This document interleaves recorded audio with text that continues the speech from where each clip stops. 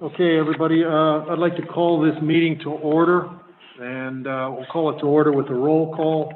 I'll go by the screen. Commissioner Gay. Here. Commissioner Sheffer. Here. Commissioner Schlosser. Here. Commissioner Caluzzi. Here. Commissioner Byrne. Present. Commissioner Srznowski. Here. And obviously, I'm here, the same crew here in City Hall, but as you can see, the solicitor and city manager are on as well. Just a couple of things. There's a couple correspondence on our agenda. They have to do with summer rentals, and I'll discuss them a little bit momentarily. There are other emails that we've gotten this week about a suggestion that was made by a homeowner on Lake Drive a couple of weeks ago. That will be discussed on a future agenda. There are a number of emails that came in about that. What I'd like to do is go over a summary of what we're going to, or an outline really of what we're going to talk about today under continued discussion of comprehensive action plan. The first, I'm going to speak to the governor's comments yesterday at his press conference. Then I'm going to go over the new declarations that the governor has had. I know you all have that in front of you, but a couple of extra things. Then I'm going to turn it over to Chief Banks. If you remember last meeting, the chief was going to check out with DelDOT some ideas about Rehoboth Avenue and other parts of the city. Then the city manager has done some research with the fire department as well as insurance. And then we'll go over the draft application that I think you all have. And then I'll turn it over to Edward. I know he's handed out a 2-page item for discussion, which would be great. And then later on, there are 4 people that have signed up to speak, and we'll call on them. So if I can start first by the governor's press conference yesterday. I think a number of you have probably seen it, but I wanted to tell you first off, and I want to really say the things about the staff that the governor did, also about the businesses in town and the people walking on the boardwalk, whether residents or visitors. The governor was very complimentary about how the city of Rehoboth has handled the restrictions that he's put in place. He had a number of comments about Ocean City as well as New Jersey and how they flipped the switch on, whereas the governor's been doing it with a dimmer switch, and it seems to be working, and so much so that he has talked or spoken today in a meeting as well as on his conference call about lifting some restrictions. But I just wanted to say a shout out to the staff in the city as well as the businesses that put markings on their sidewalk and followed social distancing. I think overall it was a very positive weekend, even though the weather wasn't great, business wasn't great because of the restrictions that are in place. But I think that's leading to relaxation of some of those restrictions as we move forward and as we plan forward. Today, the governor, because of what he saw over the weekend, has decided to lift the short-term rental ban. He has decided to lift the 14-day quarantine, and that would be as of June 1st. So the real estate agents can start to take reservations or confirm reservations from June 1st on. The 14-day quarantine, we are going to get that information out to the homeowners. As far as there's a number of secondary homeowners, as you all know, that have been wanting to come into Rehoboth, not necessarily spending 14 days here, get their houses open, but have the opportunity and not have the restriction of the quarantine. The stay-at-home order has been lifted, although he still recommends it, especially to the vulnerable. And then, in a surprise, he opened up the group to 250. However, following limited interaction, basically social distancing, masks, so on and so forth. So he's got some restrictions on that, but that was a surprise. He opened it up to as many as 250. I did ask the question on the call with the governor today about hotels, and he is lifting the same on hotels June 1st, but he has not come out with his limitations on that. They're thinking about capacity in the hotels, having to clean after everybody leaves or leave it undone for 2 or 3 days. But his staff is working on that, and that should be in place in the next couple of days. With that in mind, again, I think those are positives as we move forward. And I think, you know, especially the short-term rental and the 14-day quarantine, we've been hearing that from a lot of people. And I know the hoteliers want to get up and running, and I think this is very positive for them to be able to start taking reservations, albeit somewhat limited. And again, those will come out as we move forward. With that, I'd like to turn it over to Chief Banks. Again, he has done some research on DelDOT and the limitations that DelDOT has. Chief Banks. All right, thank you, Mr. Mayor, Commissioners, City Manager, thank you. Last meeting, we were talking about using the parking spaces on Rehoboth Avenue, mainly the first 2 blocks, but I understand that it could be extended to other businesses on the avenue. I did reach out to the state. I guess let me start by saying Rehoboth Avenue from Route 1 down to 2nd block is the state of Delaware's responsibility. First and 2nd block, Rehoboth Avenue falls under Rehoboth Beach. We maintain that. But no matter who maintains it, we have to follow the manual of traffic safety guidelines through the state. We're all responsible, no matter who's doing it, and that gets into signage and things like that. With that being said, if the recommendations looking at that, if we should use the parking spaces, we would need some type of barrier that's crash-tested devices, which basically means a barrier that would make sure if there's any debris that it's okay to use. In other words, if it's something that's shatterproof, so debris don't go into a crowd or anything like that. So I don't have a picture of it, but I had a picture sent to me for a barrier type that was Suburban Propane talked about maybe donating some barriers that would work. However, they would not be pinned in the roadway, so they have movement. And with that movement, you have to follow the guidelines again into the traffic manual and how much it would, after filled up, would it move. So it could move up to 4 foot. So any tables or anything we put would have to be 4 foot away from that barrier, in case it's hit and stuff. So that is kind of, in a nutshell, where we looked. Things can be done, but it has to be followed through the safety guidelines. But it would take some kind of barrier. Again, it would be the city's responsibility and liability in order to put those in place to maintain that in case something gets moved or any of that, and make sure there's access ways for yellow zones, things like that.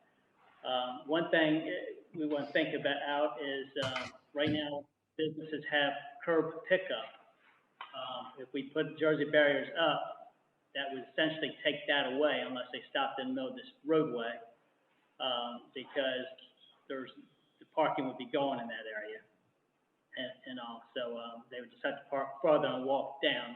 So again, one thing I got stressed is that it needs some type of barrier, and all, like a Jersey type. Doesn't have to be concrete necessarily, it can be plastic filled with water, but it takes something like that. And then we have to keep access for emergency vehicles, so ambulance if somebody has to get inside a business. So every so often, we'd have to have access ways in place for that. They do recommend that it's continuous, not just hodgepodge in different areas, so you don't have any sharp ends, and that it's well signed as far as so people know where they're allowed to be and where they can't be. Thank you very much, Chief. Next, I'm going to go to the city manager. I know she has spoken with the fire department as well as our insurance. Paul, can I just ask Chief just really quick, a quick question? Sure, please. Chief, did you, were you able to get, I know you mentioned that concrete barriers, like that was something that would meet DelDOT requirements and you knew somebody that could bring them in and we could rent them. Did you get pricing or, timing or anything on that particular option?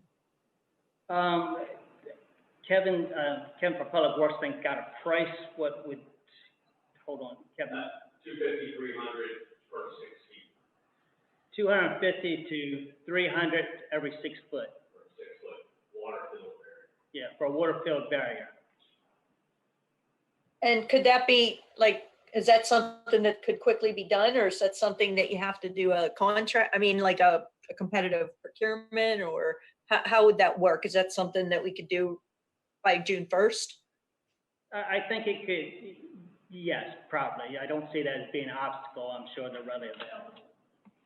Okay, thanks, Chief. Okay, thank you. I'll turn it over to the city manager to talk about the fire department regulations as well as the conversation she's had with our insurance agent.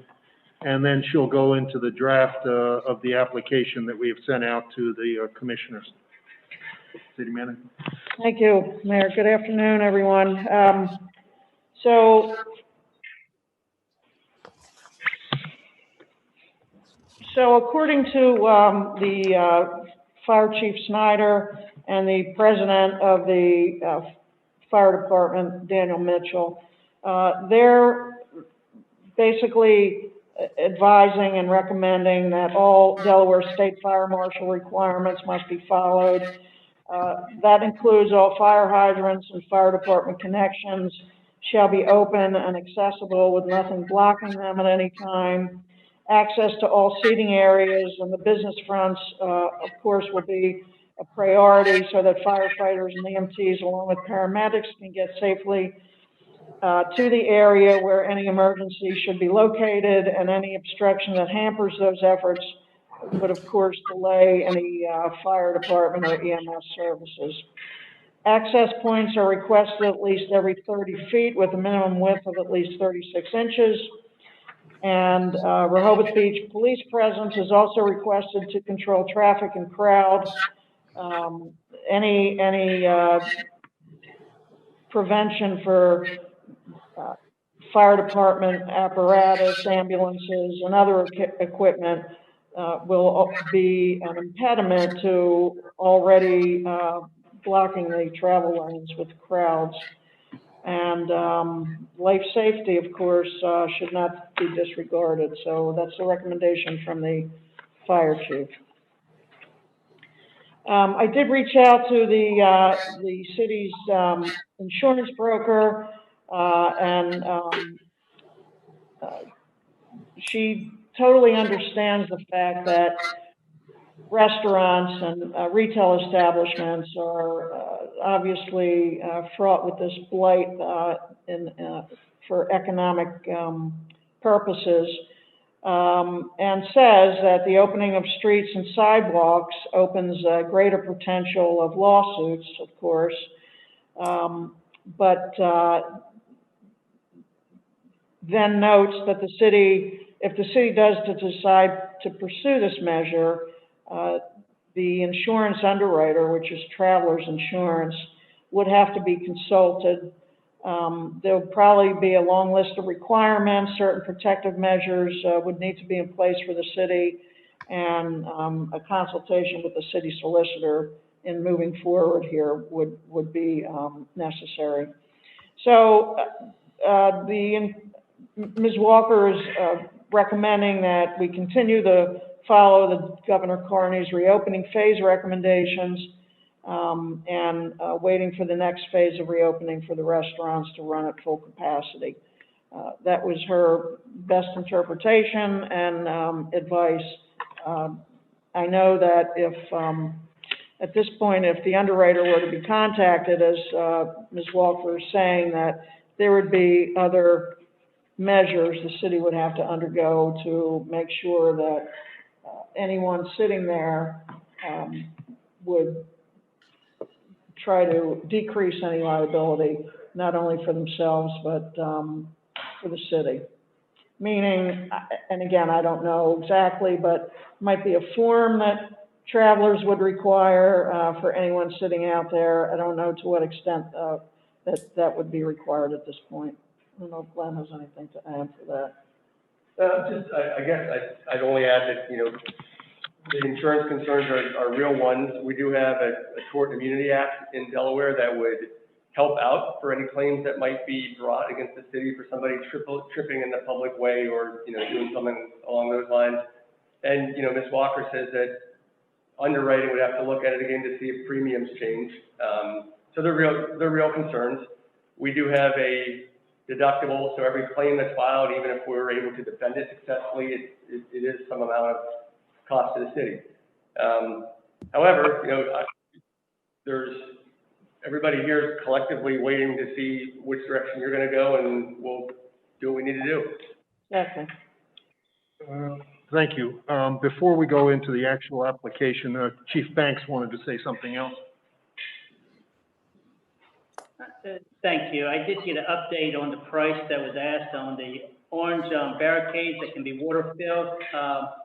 Well, we got a price, not a true price quote, but it's basically to rent it would be about $50,000 a month, but we could purchase them for $121,000. And that's basically 4 blocks, because 2 blocks just on the outside. But I think we might have had somebody can give those to us or donate, I think is what we're looking at too. All right, thank you, Chief. Before I turn it to the city manager, just, I know everybody got the criteria set up by the governor for extended outdoor seating. And then what the city staff did was took that criteria and put that into an easily workable application. And that's what you have in front of you. And I'll turn that right over to the city manager. Well, before you do that, I have my hand raised. I wanted to, if you don't mind. Sorry. Yeah. Sure. So, just listening to the details of this, and there are quite a few, we're looking at a situation right now that this would expire July 31st. I almost think that with all of the insurance requirements and whatnot, we would be waiting till July 31st to get that done. I don't know if that's true or not true, but maybe we should, I'll just throw this out there now and something to think about. It sounds like using the streets is just, the parking spaces is just not really a viable solution. But maybe the sidewalks are, because sidewalk cafes are nothing unusual. So maybe that's where we should aim. Yes. Is a sidewalk cafe idea. Another thing to think about is for some people who don't either have enough sidewalk, maybe we really should close off the first, the first block at least of Rehoboth Avenue. And then if we close all that off, we could have tables out there, because they do that, for example, during Sea Witch, where they have tents and whatnot. So, I mean, I don't want to, I maybe sound like I'm short circuiting this a little bit, but maybe I shouldn't be. But it's, to me, I just want to be right out front saying, I think the whole idea of the parking spaces at this point is a non-starter.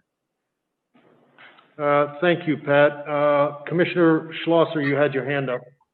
Yeah, Pat, you kind of just got one raised hand ahead of me on that one, but I agree, and I think that's what Edward will go over from the survey. But really, I think the recommendation at this point is going to be the sidewalks and not put diners or anything out into the parking spaces, as you suggested. But I did have a question for Glenn and or Sharon. Was the pushback from the insurance people more putting tables in the street, right? So they'd be right, next to traffic, or was it for the sidewalks, or both? I can't imagine it was for the sidewalks. We would have to go through all these hoops. Well, obviously, it is for both the sidewalks and the parking. The parking being, the worst of the two. Sidewalks are included in her response here, but she didn't say which is worse, but I know in talking to her, the parking spots obviously are worse. You know, there are other considerations there that would have to be met too. But as Commissioner Calusi mentioned, we do have some of that already in the first block for the large event like Sea Witch, and for the sidewalk sales and, you know, whatever else. And Glenn, everybody across the whole country is doing this right now on very short notice and quick turnaround. I'm wondering why, do you really think it would take weeks and weeks and weeks to do this? I mean, this would have to be done by June 1st. I mean, so is this possible? Or, I mean, I can't imagine there's this many issues to go through when, like, everybody's doing this. This is not like a new idea that we're trying to push the envelope on something. So what's your take on timing and such? So so I'm not sure how fast the insurance company would move as far as underwriting and all that goes. The issue for you is not really one of, can you do this quickly? It's one of risk. You can do it quickly. All the insurance carrier is saying is that you may not be covered. So you can allow seating, you know, very, very quickly, but you're not going to have an insurance policy that reflects that outdoor dining scenario until the insurance company catches up with you. Yeah, I have a question about the liability and all too. Can I please? Yes, please, go ahead. Commissioner Gay. I was going to save all my questions to after the application because I'm interested in going through that. But since you brought up the issue of the liability, and yes, a number of cities around the country are looking into this and are looking at various ways. But one of the things I've come across is that they are asking the business to provide liability and property damage insurance pertaining to the permit area, in some cases a minimum of $1 million per person, $2 million aggregate per occurrence, property damage in the minimum amount of $5,000, in other words, $500,000. In other words, it's and they're naming the city as an additional insurer. They are passing that requirement for the liability insurance to the business. So that's one thing that's being done in other places. And I'll just say as a general rule, I mean, again, I want to hear the details before I go into specific questions, but as a general rule, I just want to say that I'm really hoping that we can use every square inch of privately owned property in the city, wherever there may be extra, whether it's an empty lot, whether it's a parking lot, something like that, because I think that's also what a lot of other places are doing. And I think there may be some issues with aspects of our public property, and I just hope that we can make use of private property. I know that's one idea that came up in the call with the chamber this morning, and you know, I would love to see us use every space that we possibly can that way. Thank you, Commissioner Gay. Now I'll turn it over to the city manager to speak to the application itself. Thank you, Sharon. Thank you, Mayor. Basically, when the governor's order came out, we expected that to be more in an application form. So we took those guidelines and his stated principles there to try to make it as seamless as possible for the business owner or the restaurateur, because not everyone knows what phase one is as cited in the governor's order. So we were able to look at some other styled applications and put the governor's, really what the governor came up with into some kind of form. So obviously the first part is the considerations of what the city would and would not do, possibly, and the guidelines that are stated there. There's a checklist with what's required. We added the number of patrons that they would expect to have outdoors, and then of course the information contained on the form itself regarding the restaurant, the manager's information, whether they own or lease the property. It's important that you know, the manager, if you will, whoever's signing this is doing so after having notified the property owner, if the property owner is not the business owner. And then including just a very brief outdoor seating plan, asking how ADA compliance would be handled. And of course, the most important here, I'll say, because the city needs to follow up on that, is if there's a current liquor license, does the restaurant plan to serve alcohol in the area requested? And then once we get that information and number of people, we would then send that off to the ABCC for their review. I don't know how long that process would take. Of course, once we get, you know, the first one or even before that, we can get a ballpark, but I don't know how ABCC, if they'll be swamped with many of these applications or not, and depending on that, then that would be the turnaround. We would ask certainly for an expedited turnaround. Any questions or? I do. I have a question. Go ahead, Pat. And so I've gone through this, and you know, all the right questions are asked, and I appreciate the, you know, the way you've put it together. So they have a checklist and things to consider, et cetera. But one thing that I think is missing that I think is helpful, it's a picture is worth 1,000 words. And I know from my own experience with getting permits of gathering permits from the alcohol board. Whoops. Sorry. Okay. Sorry. That they always want a picture of the area.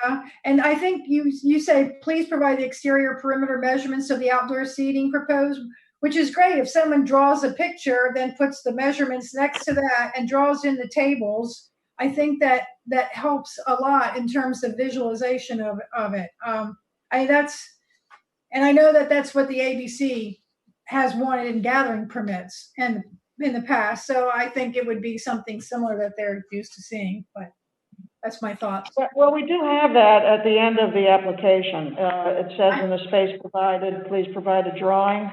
Oh, I missed that somehow. Somehow that didn't get, I didn't print that out. Sorry. Okay. That's okay. That's one of the last things indicated in there. Okay, I missed that. All right, thank you, Pat. Commissioner Schlosser, please. Yeah, I just had a few clarifying questions real quick from the application. As I read it, well, first of all, the drawing, the ABC just requires a hand-drawn type thing. I assume that, Sharon, that's what the city's just going to require? Yes, a drawing showing the placement of tables and chairs, and we already received one that was very good. So that's all, not just a hand-drawn sketch. Okay, that's what I thought you meant. Also in the application, a few places it mentions that the restaurant must stay within that 30% occupancy requirement. I'm assuming you mean indoors only, not outdoors, right? Because that's the whole point of the outdoors, to expand beyond the 30% indoor, restriction. Correct? That is the 30% indoors. I don't have the governor's 30% occupancy as set. So the approval operates under the assumption the restaurant will be utilizing indoor facilities to prepare the food, and then the restaurant establishment must follow all the guidelines. So the governor's order does say that the restaurant must not exceed total seating capacity requirements approved prior to the state of emergency. So I don't know if that carries on to the... That's the 30%. That's the 30%, but that's not outside. Okay. I just, maybe we just want to clarify that, because it sounds like we're saying that outside they can't. It's the outside's the total allowed. Yes. Yeah. Yeah, the way it's Hold on. worded Glenn's saying something. Yeah, I think the intention is that you have a pre-pandemic, there was an occupancy limit. Yeah. And now you can only have 30% of that limit indoors. The Yeah, outdoor seating can cause the entire seated dining, including inside and outside, to rise above 30%, but you can't have more than 30% inside, and you can't go over your pre-pandemic occupancy limit. okay, Glenn, if you Right. think it says that in the application, I just read it there, I read it kind of, it was a bit ambiguous there. But it's just a thought. The other thing is, I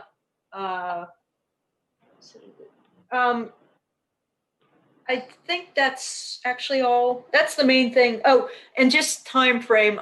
Sharon, it says as quickly as possible, but is your target to kind of get these turned around within 24 hours, or what's the target? Because a lot of these guys are really hoping that they can get going on June 1st.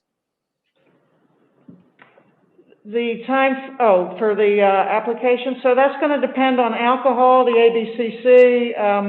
I think 24 to 48 hours at the most. We can turn this around depending on staff availability, and we would make it a point to try to accommodate this Sure. in light of everything else that's going on. So once we have a sketch, and as long as the application is completed in its entirety, then I think we can get this going.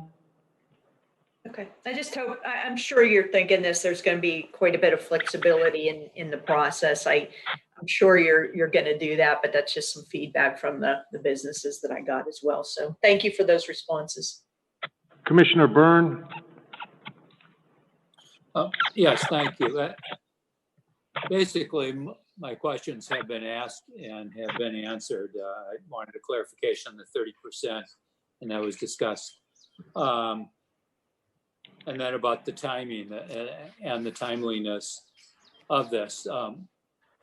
Obviously, if we achieve consensus here in the next little while, hopefully this application will be able to go out almost immediately to our business people in the restaurants. And I suspect that there's going to be many returned, and they will all be returned at probably more or less the same time. I would guess sometime tomorrow, with the expectation that they then get turned around again with a response. And so I think this becomes high priority for us and for the city. And, I have a lot of empathy for the manager saying with everything going on, we understand that there is a lot going on, but this is going to have to, I think, take priority so we can be very responsive to this. So I would just comment, Commissioner, that, yeah, high priority certainly, but, if you're limiting it to the circle businesses, which is one thing that I've heard, or the first two blocks, I presume that other restaurants and retail establishments up and down Rehoboth Avenue, on Wilmington and Baltimore, all the commercial districts, First, Second Street. So they're going to put in for them as well, unless you're thinking to exclude those, which I don't think you're going to do. So if we get 10, yes, we'll take it as they come in. If we get, 150, we're going to have to, look at these carefully. And what I'm saying is, if it's filled out properly, and we can get this out of our hands and back into the business owner's hands, that's fine. But we don't know at this point, what some of the parameters and guidelines are for the city, and then I can give direction to the city staff, of course. Are we going to work on weekends? Are you expecting us, if something comes in Friday evening, to have someone available on weekends? I mean, some of this needs to be thought out, of course, and we'll do that. But if you're limiting it just in scope to those two blocks or one area, That's a lot different than all over the city. Thank you. Commissioner Szyznowski. Thank you, Mayor. Related to the application, I think most of my questions have already been clarified. There are, I guess, in the disclaimer, similar to what Commissioner Gay mentioned, I would expect that we're requiring the businesses to expand their insurance and including us in that, and also waiving any liability of us. So I'd like to see that section beefed up a bit in the capacity, in every way that we can. The other thing that I would say, and it was included here someplace, that we're allowing you to use this, but if you don't do it properly, we can take it away. And I would think we might want to consider that a little bit further. And if someone is not behaving or following the rules, that they're putting their business license at risk in general as a deterrent. I wouldn't mind including something like that as well. Thank you. Commissioner Gay, please. Yeah, actually, I have a number of just sort of clarifying questions. First of all, and I'm just going to go through the form as it's written. On the first bullet about the applications going to the OABC, are the city is going to send the application through that department, or the business has to? They're going to be doing it? The city, so the application will be online. Anyone, can download the application. Once the application comes to the city, we'll review it. If there's alcohol involved in any of the restaurants, the city will be tasked with sending that to the ABCC, not the individual business owner. Okay, and it's nice that we can perform that service. I just wonder if they're prepared to act as quickly as you're prepared to act. I mean, there are a lot of questions. Well, again, I don't know what that turnaround is going to be. I can't answer that until we try to contact them. That's not on us. That's a process they will have to take on themselves, right? We're just helping by passing it on to them. In the third bullet where it says that this expires July 31 unless expressly extended by a modification of the state of emergency, and I think that timing is probably because of the expectation that sometime over the summer the limits will be lifted and the restaurants can go back to 100% occupancy. But even so, there's a comfort level for people. And I have seen so many surveys that are saying that some 50-60% of patrons will not really be comfortable going inside, maybe for us, through the season. So I wondered if we also have the right, and I know that language probably came from the state's form, but do we have the right to extend it if we choose it's in our interests? We should. Do you know the answer to that? Extending it, we probably do have the authority to. Extending it, as always, could create some new potential claims if we're not in lockstep with the governor's orders. So that's a bridge I think we need to cross when we get a little bit closer to it. Okay.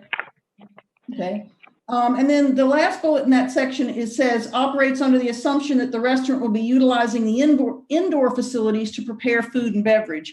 And this is the issue that came up this morning in the business call about one of the hotels having an empty lot next to them and wanting to put tables there so that their guests who might be getting takeout, because so many more people are going to be getting takeout this summer, would have a place to sit. And that's obviously an example of a business that could, and I thought it was a great idea. I think it's a terrific idea. And I can think of half a dozen other possibilities like that around the city. So would we be able to modify that so that it doesn't have to be a food preparing business that sets up the outside space? So I look at that as, in terms of what Commissioner Schlosser said earlier about flexibility, as long as people are being respectful and businesses are, wanting to provide seating on private property, that's not an issue that, you know, anything that I would have. Of course, if there's alcohol involved and there's an open container, you know, traveling outside that area, that's an issue. So, you know, we have flexibility. The police are out there. We don't want any altercation with any patron, let alone any business owner. And as we saw over the weekend, you know, we have some business owners that take it too far. Right.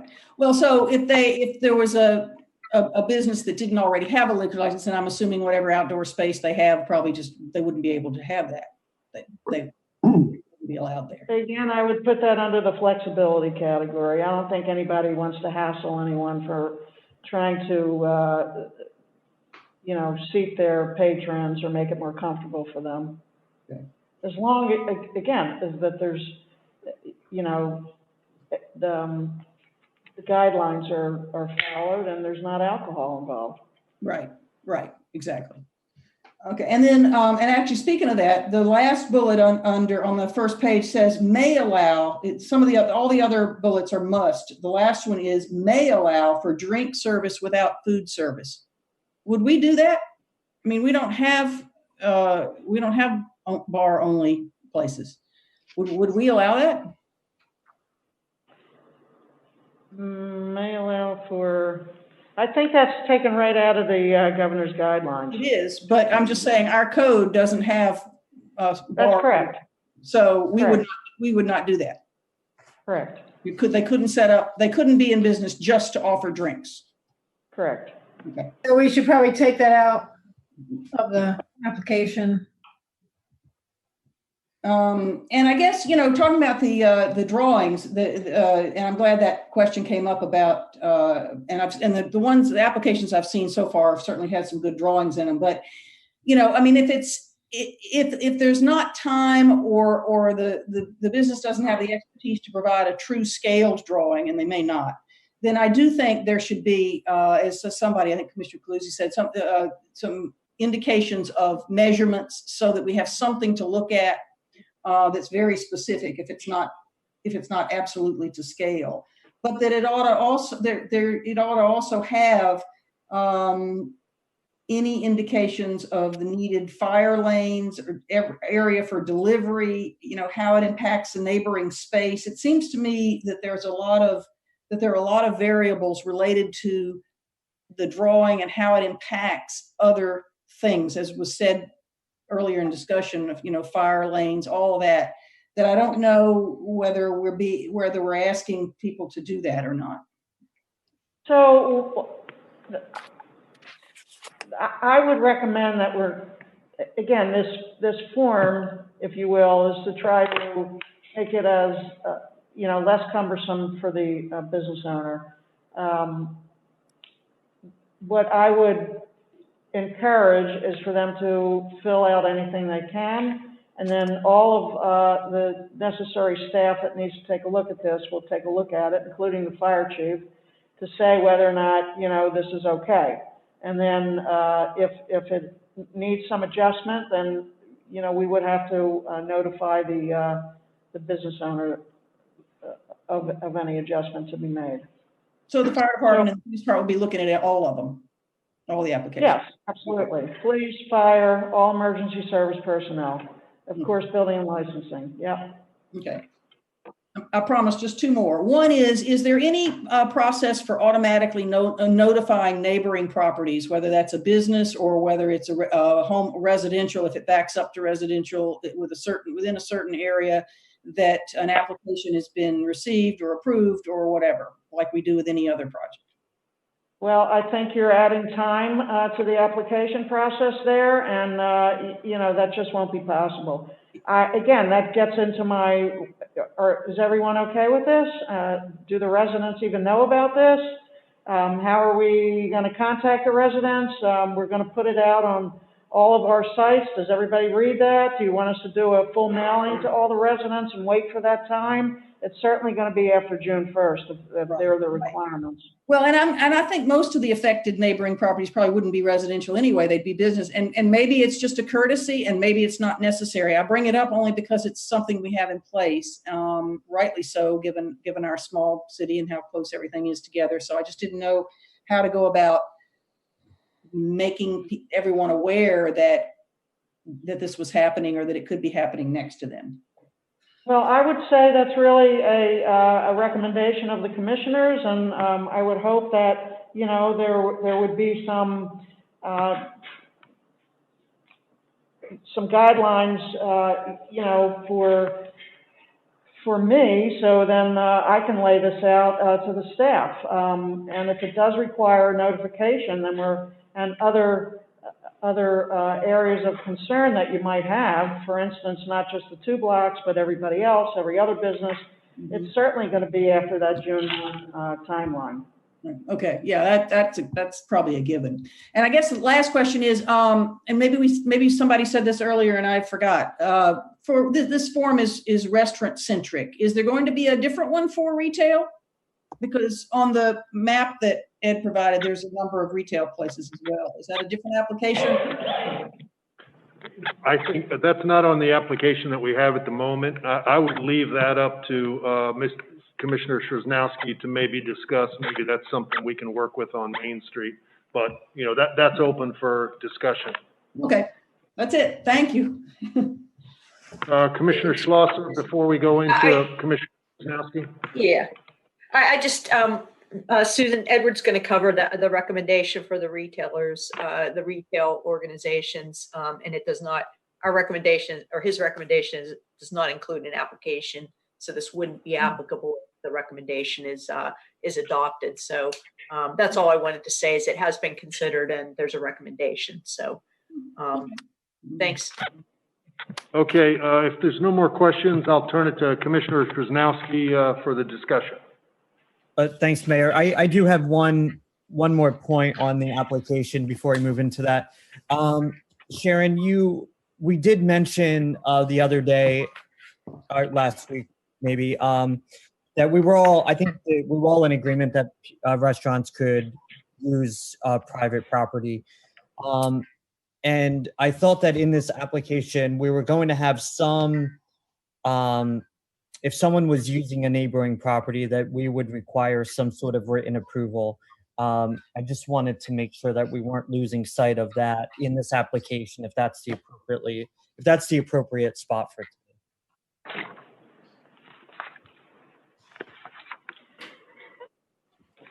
So what I'm hearing is Restaurant A wants to use private property of retail business or Restaurant B. You want Restaurant B to provide written approval. Is that correct? I'm not saying that we should or shouldn't. My understanding is you said that would be a requirement to get written approval of the usage of anyone else's property for the applicant. I could have misheard you. I apologize. Well, if I said that, I take it back. So in order for this to happen as quickly as possible, I think Restaurant A and Restaurant B need to work it out themselves. Okay. If we hear from Restaurant B, like we have in the past, you know, this guy's encroaching on my property, and of course it was nothing like this pandemic, because we get that all summer long, we'll have to take action and look at it. Okay. You know, I don't know. I would hope that people would be less apt to, you know, have arguments with their neighbors, but I don't know that. Okay, that's fine. I just want to. I believe I then misunderstood, so that's fine. I think it's fine the way it is then. Okay, going into the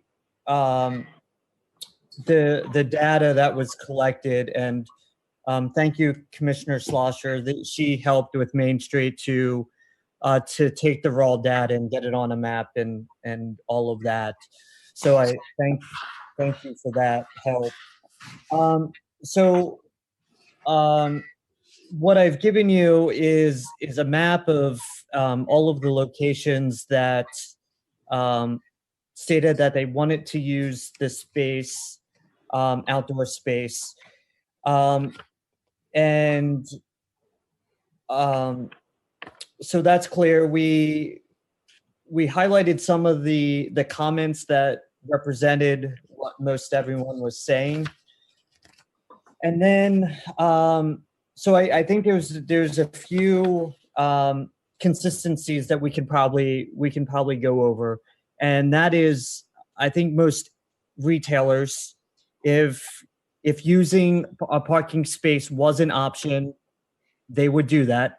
But I think everyone preferred to have an amount of space next to their storefront, which is where I think that being the case, and with Rehoboth Avenue particularly being at least 20 feet wide on most of the sidewalks, and there's areas where we may need to move benches or trash cans, that we just allow up to 3 feet for merchants to do that. And that would still leave about 16 or 17 foot clearance.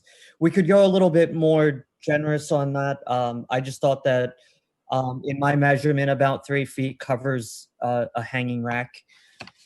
And the restaurants, it becomes a little bit more complicated in that those tables take more space. In some areas, there's room for restaurants to have tables on the sidewalk. In many others, there isn't. And then if we do have the restaurants put tables on the sidewalk, which it sounds like we're leaning that way based on the complications with the liability and everything. There's some spots where it's just not possible to have tables and enough space for people to walk by. So I kind of ended it with, I guess, a few recommendations or talking points to get us started off. I'll go with that. So one would be to block off all parking spaces on the sidewalk side of Rehoboth Avenue from 2nd Street to the boardwalk. With that, at the end of the boardwalk, having 30-minute parking max around the horseshoe, which would allow for people to drop off and pick up and pick up food from restaurants if we're taking all the other parking away. The second thing would be to block off the requested parking spots on Baltimore and Wilmington. So not block the entire thing off for parking, but just the spots where people are asking to use spaces. We could go as far as to block them both. I just see there being challenges with that, with there being hotels and residential areas on both of those streets. The fourth thing would be to block off parking spaces on 1st Street from Wilmington to Baltimore. Block off parking spaces. I'm sorry, and allow establishments in other locations to block parking spaces for takeout and use of sidewalks for outdoor seating. That would be any place beyond Baltimore, Wilmington, and the first 2 blocks of Rehoboth Avenue. And like I said, a blanket approval for merchants up to 3 feet from the storefront. And with all of this being thought of, one of the things that I think we need to keep in mind with blocking off some of this public space is, one, there's the need for the restaurants to have more spot for dining, and the retailers to have a little bit more space outside. But as we noticed this weekend, we just need more space for people to walk safely too, and the social distance. And we're going to start having longer lines for people waiting to get in the retail stores, waiting. Thrashers, the line was pretty long this weekend, and other places like that, to which we have many in Rehoboth, where now a line that may have just been a couple storefronts long, it is now potentially a half block long, because of people waiting 6 feet apart in those lines. So that's another consideration we need to think about as well. So I think that is a bit of a highlight that can open it up for discussion. Lisa, you helped and were pretty involved with me and Main Street in this. Do you have anything else to? Yeah, I just a few things. One, just on the sidewalks walks versus the use of the blocked off parking spaces. I think most of the establishments, most of the restaurants could be worked with to have their, as I said earlier, to have their seating on the sidewalk, and thus the blocked off parking spaces would become the pedestrian walkway. Just want to clarify that again.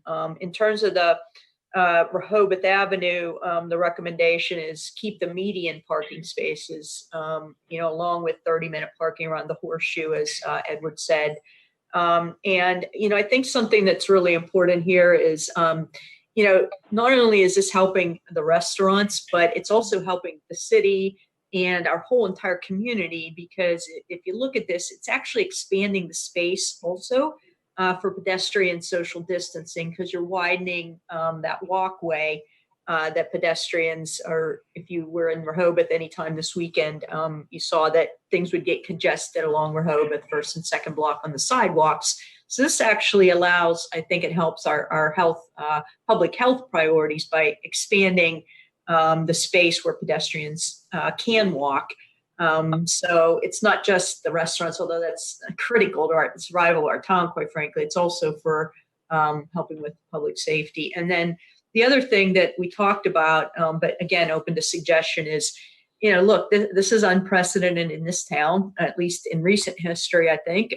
So, really like to go forward, try some of this, and then evaluate it, say June 16th, see what's working, see what's not, and then, continue from there. But if you look at some of the comments on the first page of the slide presentation that Edward sent out, these are from the survey, and the bottom line is, we heard from almost every restaurant, we can't survive without the city's help. If we can't get the additional spaces, I can't open, and certainly may not be able to survive, et cetera.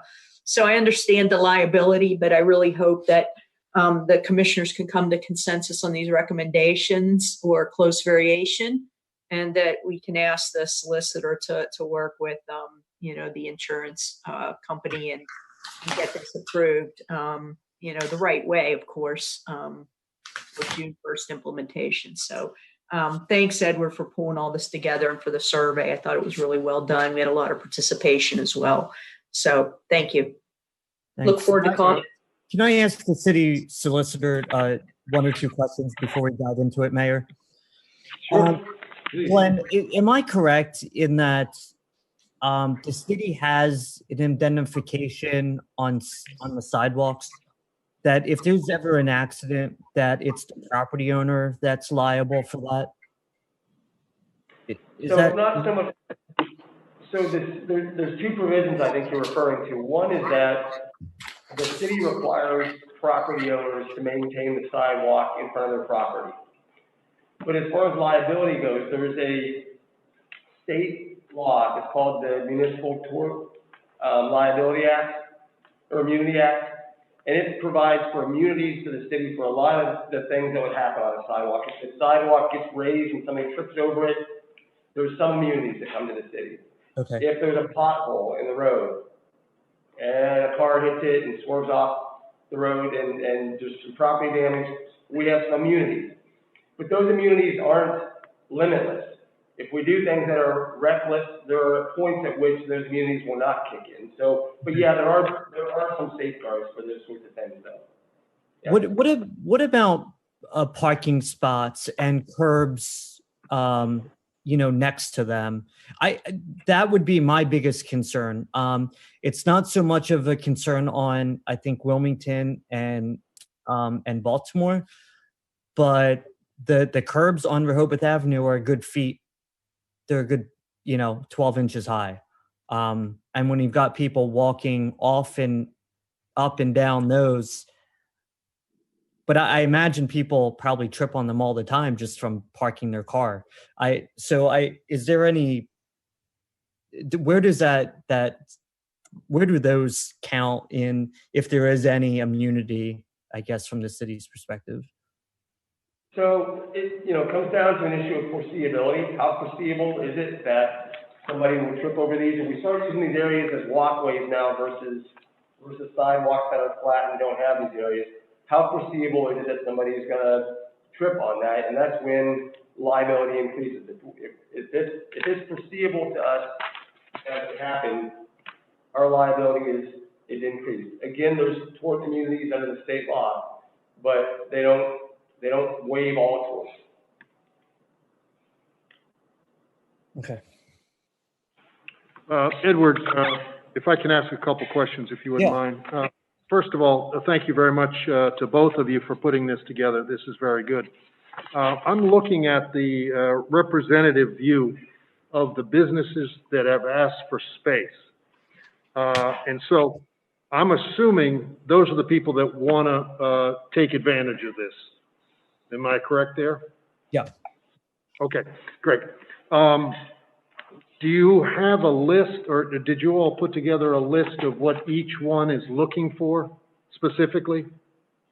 And we can go on in that. Because as I look at this, and I don't have all of the names, I look at, for example, the north side of Rehoboth Avenue, the first 2 blocks.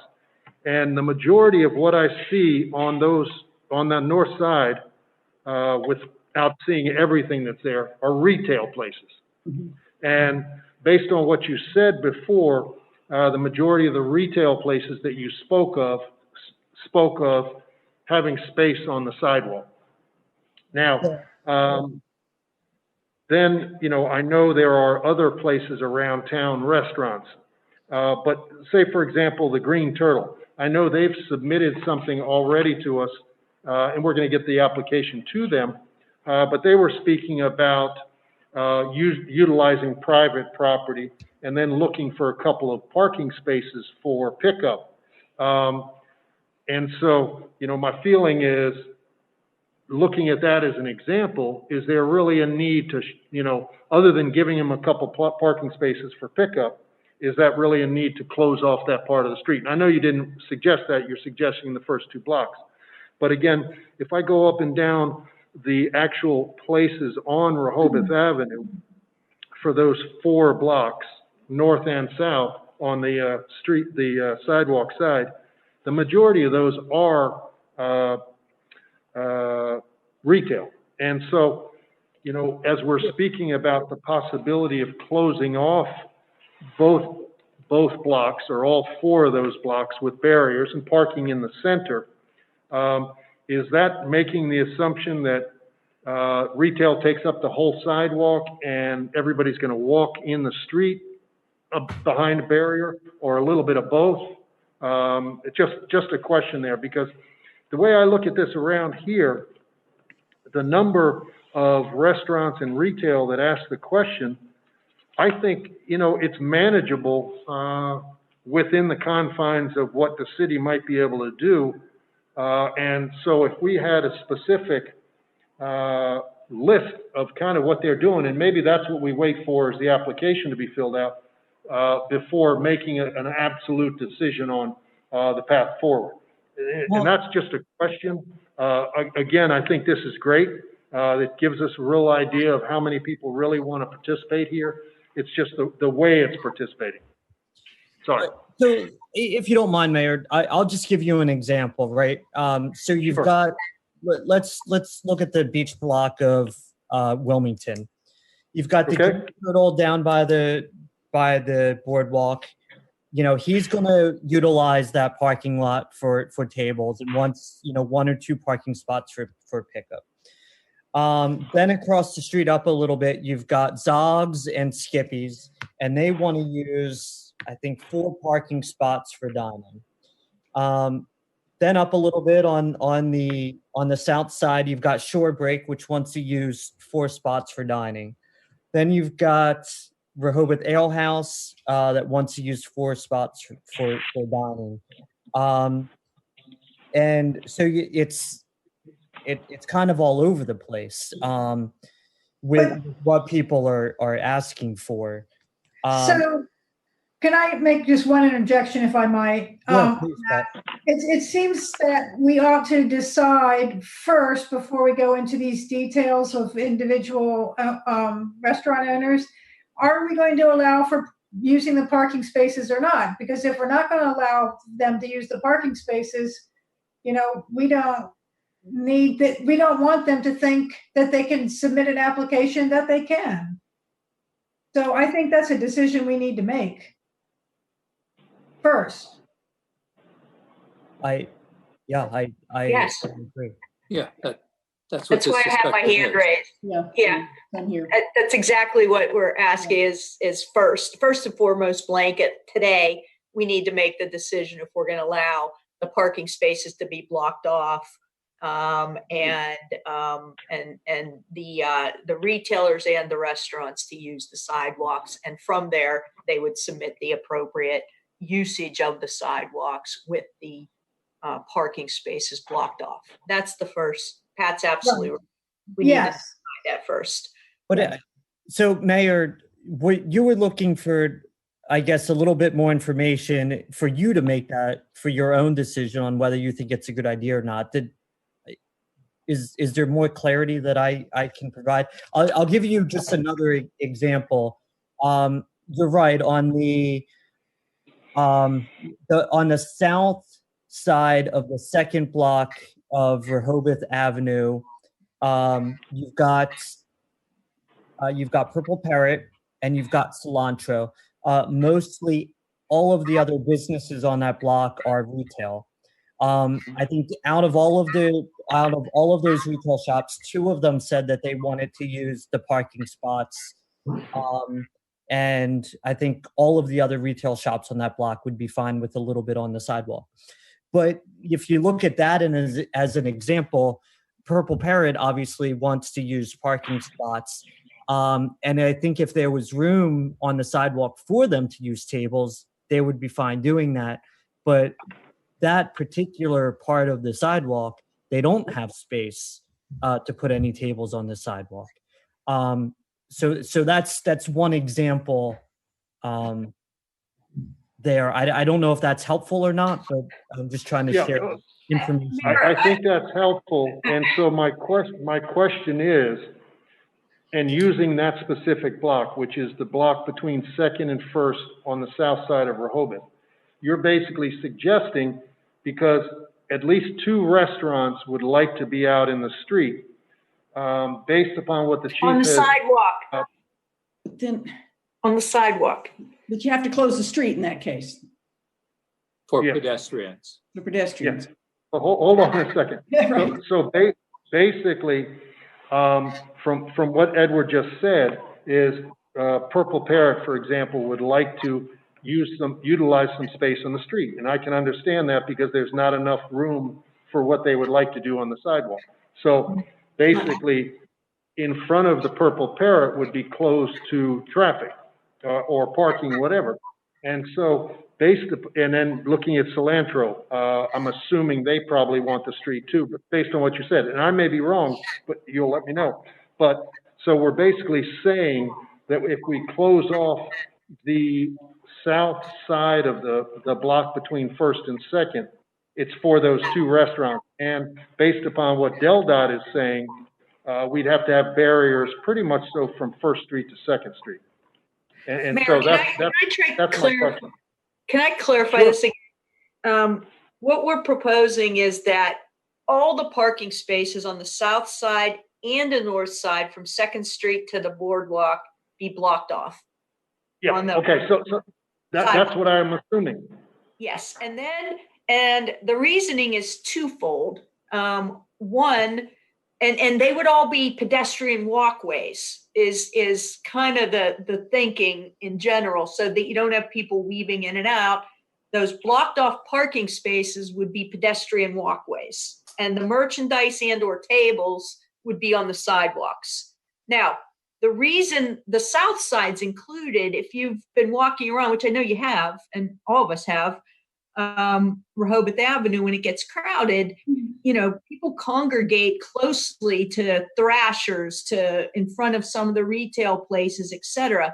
So even though there's not every single retail store and every single food store on the south side specifically asked to have the parking space blocked off and the use of the sidewalk, the thinking is that you would be helping with the public health issues by expanding the walkway, allowing more of a walkway in those areas, in addition to providing a little bit more space for the retailers and for restaurants. So it's not just, a matter of, did every restaurant want to use block off a parking space and or use the sidewalk? It's also part of the objective here is to expand the walking space for pedestrians for safety. And I understand that 100%. Okay. But based on what Commissioner Szymanowski said, and I'm just going to use the example of the purple parrot. The purple parrot, I'm assuming, Edward, that they would like to be able to utilize some parking spaces out front. Or are you saying no, that it's the sidewalk? So, I guess the best way I can answer is I think either is fine, but the way that they're looking at it is there's no room to put them on the sidewalk. Now if we make it the street all pedestrian so people can walk around, then there would be space for them to do it on the sidewalk. Or vice versa. If all the pedestrians are still on the sidewalk, then yes, they would need to go to the parking spaces, but there's not enough room on that part of the sidewalk to have both tables and people walking. Got it.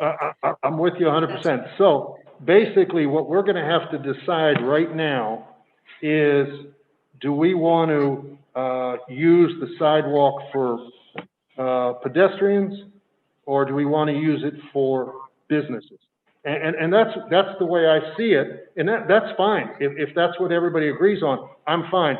I was just worried about if we close off Rehoboth Avenue on the south side and the north side, and Purple Parrot wants to put their tables in the parking space because there's more room there, it would be funny kind of having step up and down. But I'm fine. So basically what you're saying is, what the commissioners would be deciding on right now is, do we want the sidewalk for pedestrian, or do we walking? Or is the street fine with the barrier to open it up to walking, because we're allowing the businesses, whether retail or the restaurants, to utilize the sidewalk? That's what you're asking, I'm assuming. Mm-hmm. I think that's the gist of it. Okay, and that's what I wanted to just confirm, and we can talk more about it. And I see Commissioner Schlosser, you got your hand up. Were you done before? I think you said it, Mayor, but I might say, just to be absolutely clear, that what we're asking the commissioners to agree to is to block off the parking spaces on the sidewalk side of Rehoboth Beach, both north and south, second block to the boardwalk. Just block those off and allow the businesses, the restaurants and retailers to use the sidewalk, and have the pedestrian walkway be the blocked off parking spaces. Okay, that's what I thought you were saying, but I just wanted to make sure. Commissioner Gay, I think you have your hand up. We're talking about reaching a consensus on blocking off the parking spaces, but I'll point out that I'm not sure there's a consensus among the businesses on that, based on at least one comment here, which is that 3 people said, please keep parking spaces for patrons. So that's one thing. Secondly, the first block was closed off early on in the pandemic. And when it was reopened, it seemed like cheers went up everywhere. So I don't know what I'm missing here, but every time we've done that, or we've talked about doing that, or done it for any reason, it has not been a popular thing. That's one. So that's my concern about us reaching consensus when I don't even know if there's consensus out in the world. Beyond that, let me also say that in looking at the diagram of all the various businesses and in looking at what's being asked about the blocking of the parking spaces on Second and on First, you have businesses down in the third and fourth blocks that want to do something. I'm not sure exactly what they want to do, but they're identified here. And I think that's great. I think it should be available to everybody in the city. And what I'm mostly concerned about is having a fair opportunity for everyone without adversely affecting anyone. And that may be impossible, but that's the goal. We have a fair opportunity for all the businesses without any one of them, gaining at the expense of another. Commissioner Schiffer? Yeah, the only, and I agree with, if we can agree that the sidewalk should be used for the businesses and that the parking spots be used for pedestrian traffic. My only question is, what do you do in the horseshoe? Would that be no parking in the parking spots? 30-minute. Yeah, 30 minutes. Where do the pedestrians go? Pardon me? Where do the pedestrians go? Because you have cars going in and parking. Because now you're down there where ice cream places are and Thrashers, and so where do the people walk if the parking down there is used for parking, but the sidewalk's used for the businesses?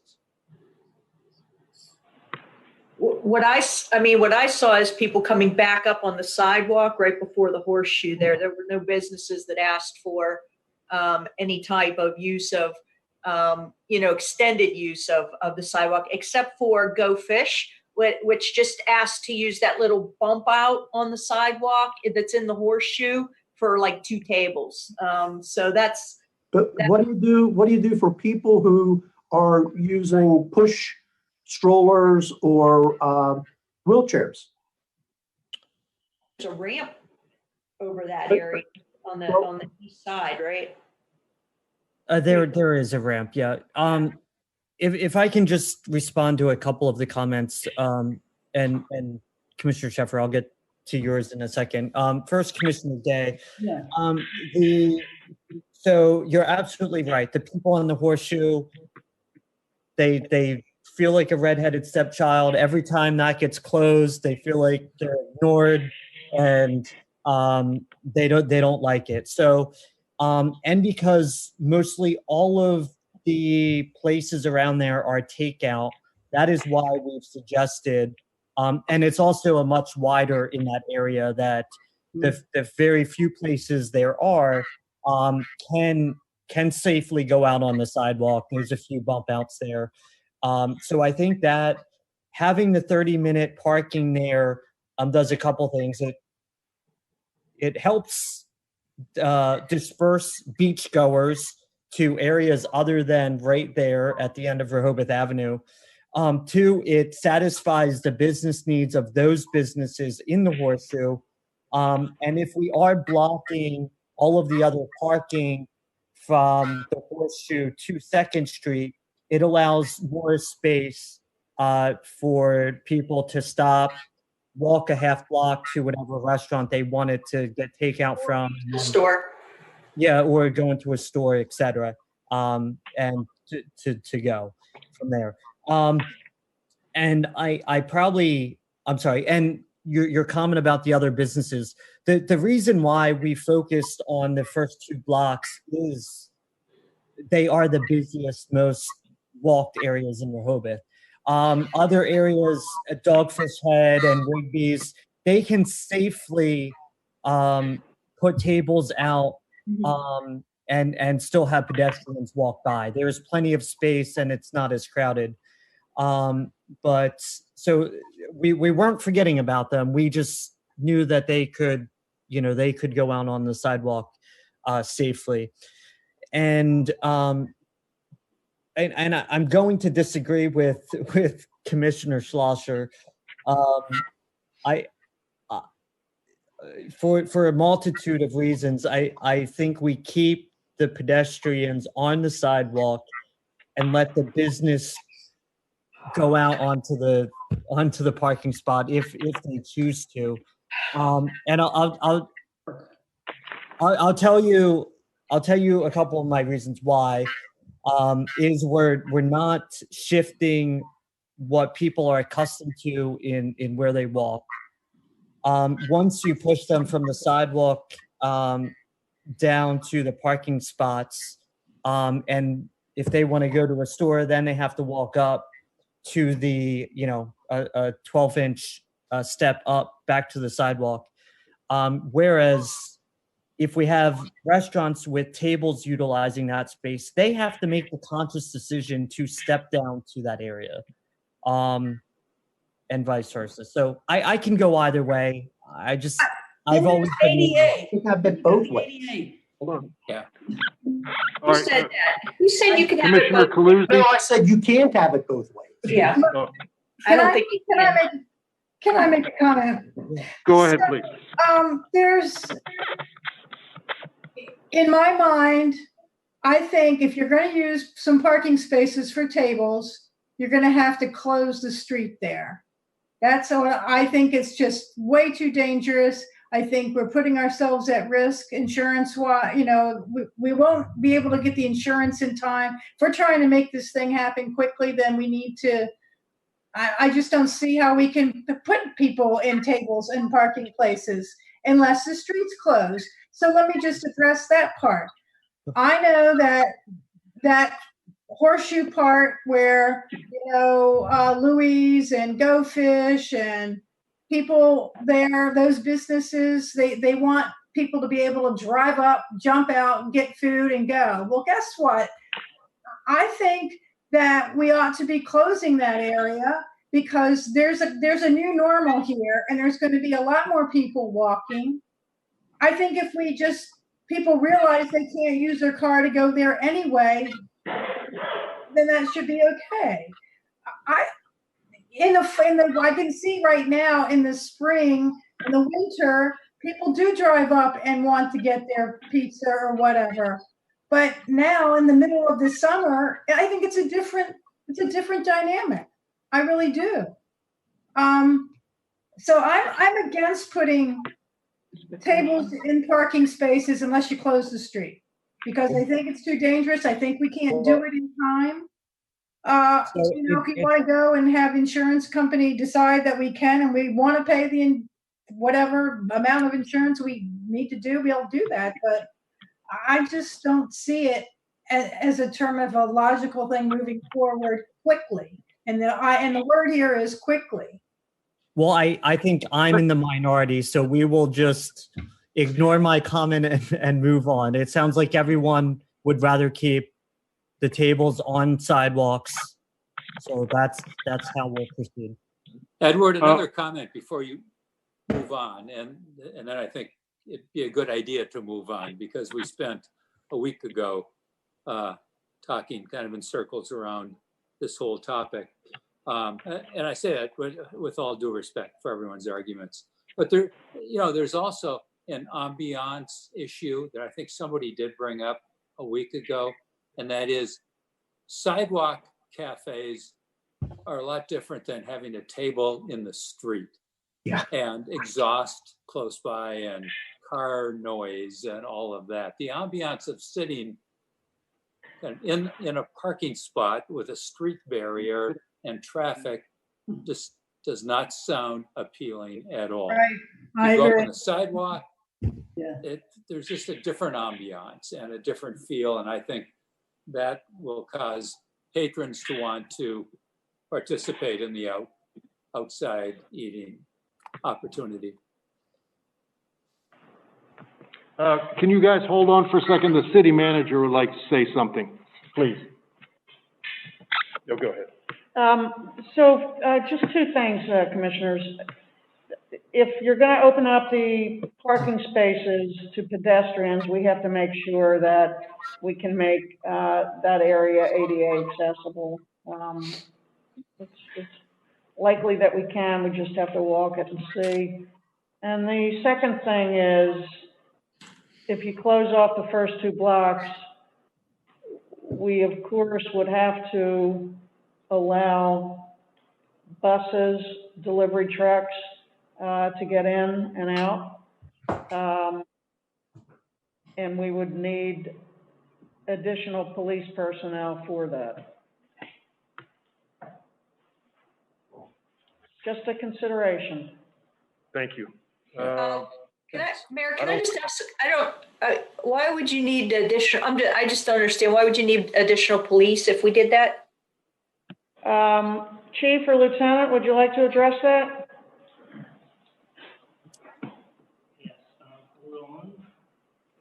He's coming on.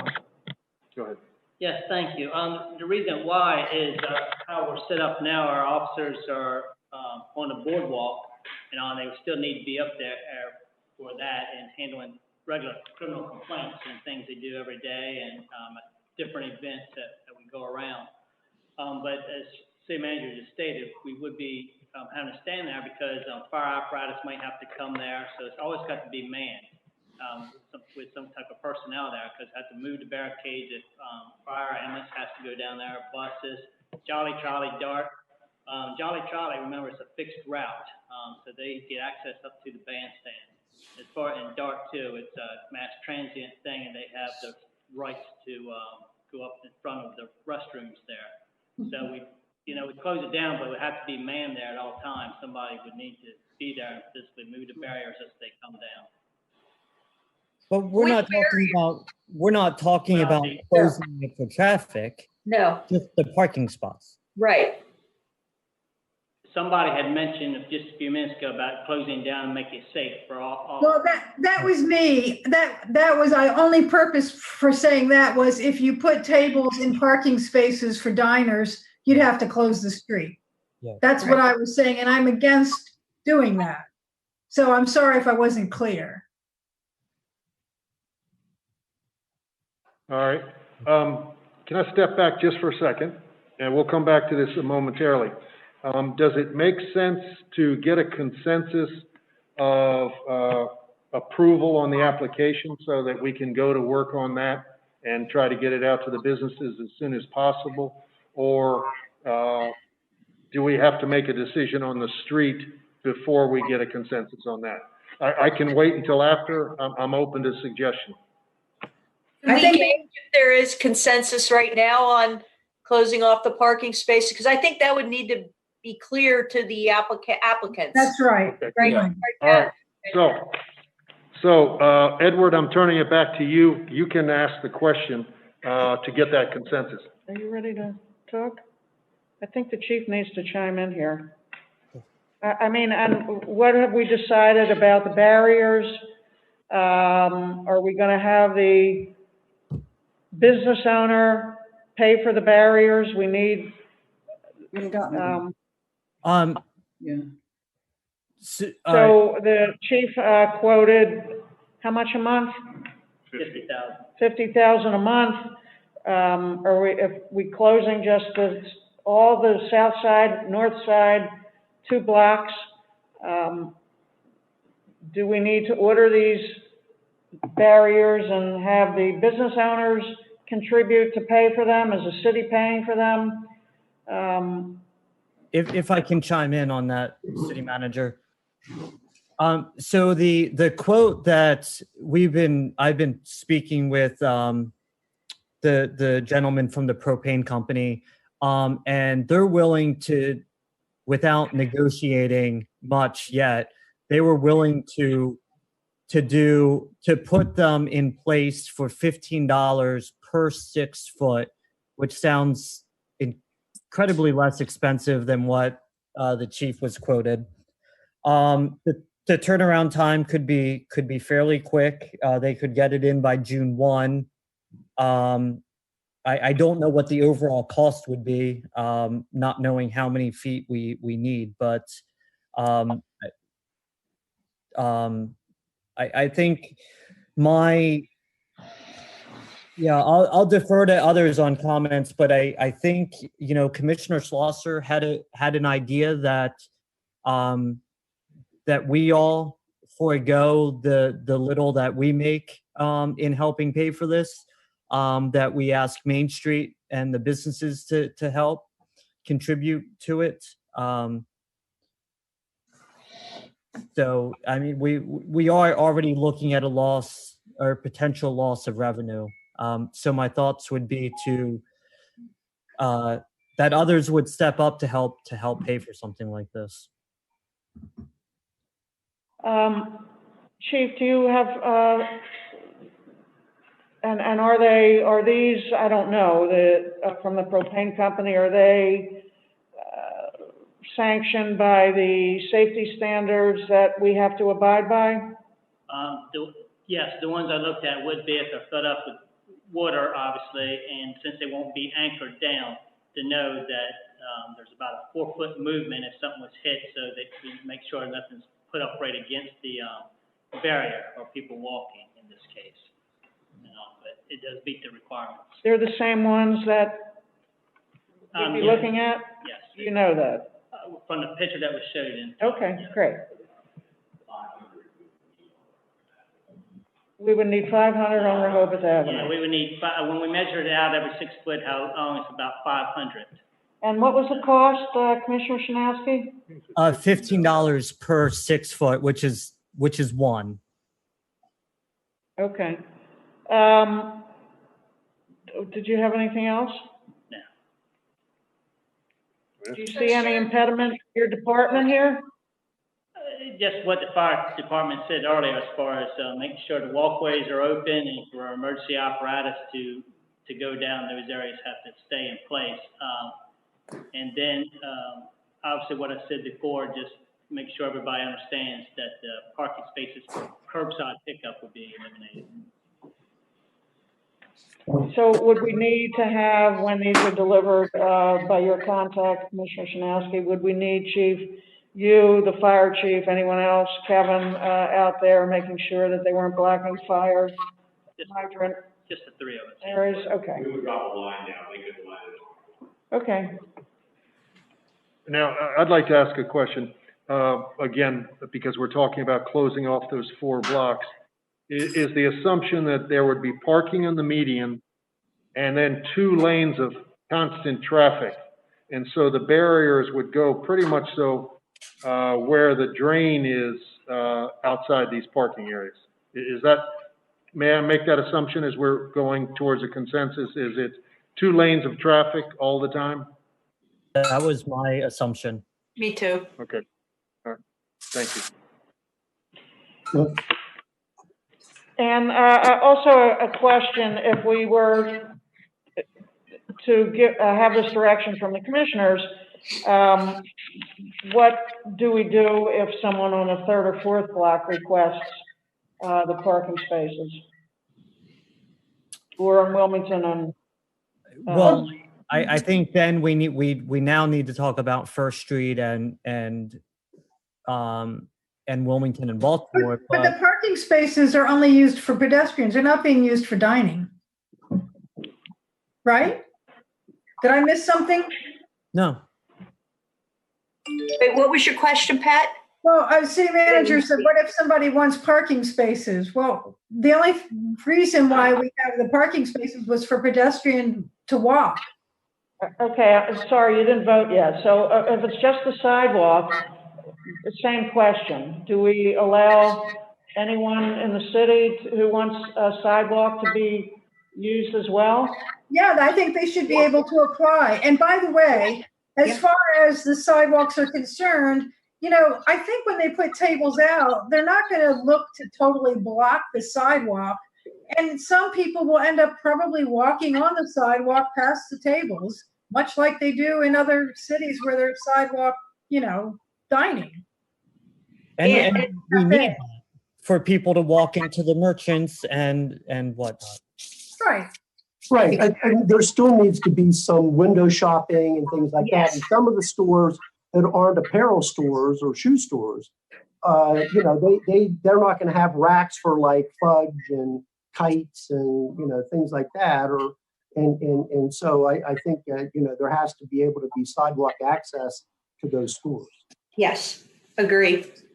And remember, we're also talking about 30-minute well, let's talk about this actually, 30-minute parking spaces around the horseshoe, which would allow for folks who want to get takeout or something to park there and walk to first or second block to get takeout.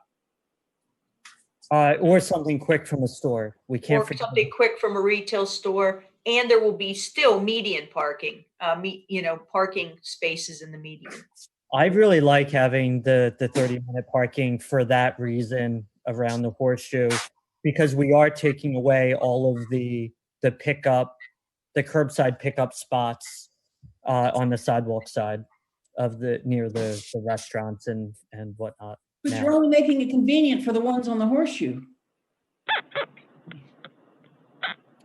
Well, the rest of the avenue has spaces on the median as well. Are those going to be marked for takeout? That's a good question. Commissioner Sheffer, I know you have your hand up, please. Oh, no, I said what I wanted to say. Oh, sorry. Okay. No, I think that if we have the 30-minute at the horseshoe, that the most someone needs to walk is 2 blocks. We're already giving the businesses quite a bit by allowing them to use the sidewalks and stuff. I don't think we need to block off more parking for pickup only on those median spots. That's my 2 cents on that. And as far as the application, though, if we're using the sidewalks, I think that we might want to add to the application that although there's got to be some sort of passageway, like a minimum of 3 feet or something, so people could get around them if they had to. Does that make sense? Yeah, there has to be some clearance. Agreed. Doesn't there have to be 6 feet of clearance because of social distancing? Well, 6 feet then. I was just thinking there has to be some sort of path around whatever tables they put out there. Yeah, I think on the outside, Right. Social distancing policy is what we want to abide by, the 6 feet that Right. Jay mentioned. Yes. Agree. So is there consensus that we want to move forward with this? Again, to clarify, it's blocking out the parking spaces, first and second block of Rehoboth next to the sidewalk, keeping the median parking spaces there, as is, and then making the horseshoe parking spaces 30 minutes. I'm good with that. I'm good with that. Me too. Yeah, now you're not talking about First Street, right? We're not there yet. We're We're not just there. talking Rehoboth right now. At least I am, so good clarification. Right. Only talking right now Rehoboth Avenue. I'm good with what you just mentioned, yes.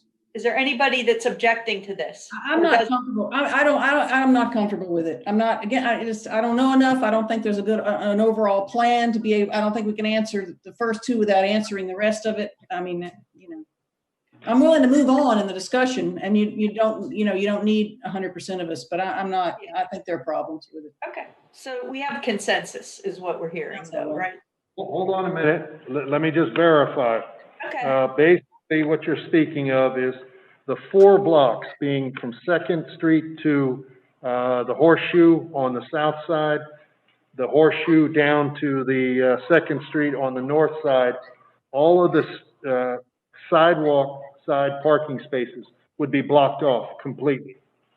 And then the Horseshoe would be open to traffic and 30 minutes only. That's what you're talking about. That's what. Yes. Yeah, I think we all have the same understanding. And this does not include any other places in the city at the moment. Well, we're just going to talk about those next. I think we're just trying to at least But get rid of it. at the moment, that does not. Okay. Right. I tend to agree with Commissioner Gay on this, but again, there's a majority that are for that, and I think that's something that we move forward with. We can move on to the next discussion. Let me ask one other thing, and we can certainly talk about this in the context of the next, but something I forgot to mention. I just thought about it. The handicap parking spaces, as they exist right now, aren't they only on the sidewalk side? Are they not on the median side? So I don't know what you would do to recreate those. That's something that wasn't thought about, I guess. Maybe we should consider that, because I think we'd have difficulty blocking those spaces off. But I'm not. Okay. My thought with that is we make a substantial amount of those parking spots around the horseshoe to be, disability parking. I think there already are quite a few there. I don't know what ratio we need to have.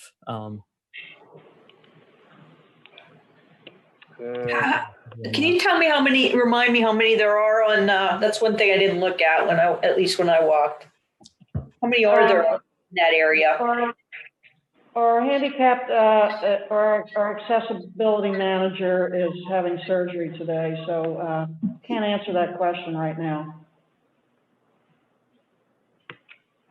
Well, I think part of the consensus would be then that we somehow retain handicap parking. So whether it's maybe like more in the circle or, kind of maybe the first two spaces coming into, kind of Second Avenue. I open to suggestions, but maybe that's just part of the consensus is that we do retain the same number. Seems we would want at least a couple on each block. Yeah.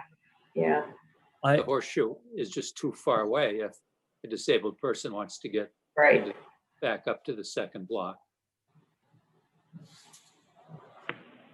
Yeah, otherwise they lose their purpose. Does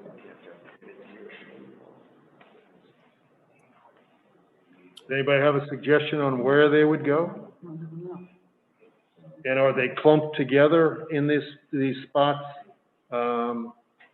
Again, it's something we have to think about. I don't know the exact number of the handicap spaces that actually exist at the moment, but I think one of the things around town is we've got our handicap spots spread out so that people aren't like clumped together from a handicap spot perspective. The only place that the handicap spots are really clumped together is over on Laurel Street, because that's access to the beach for the handicap.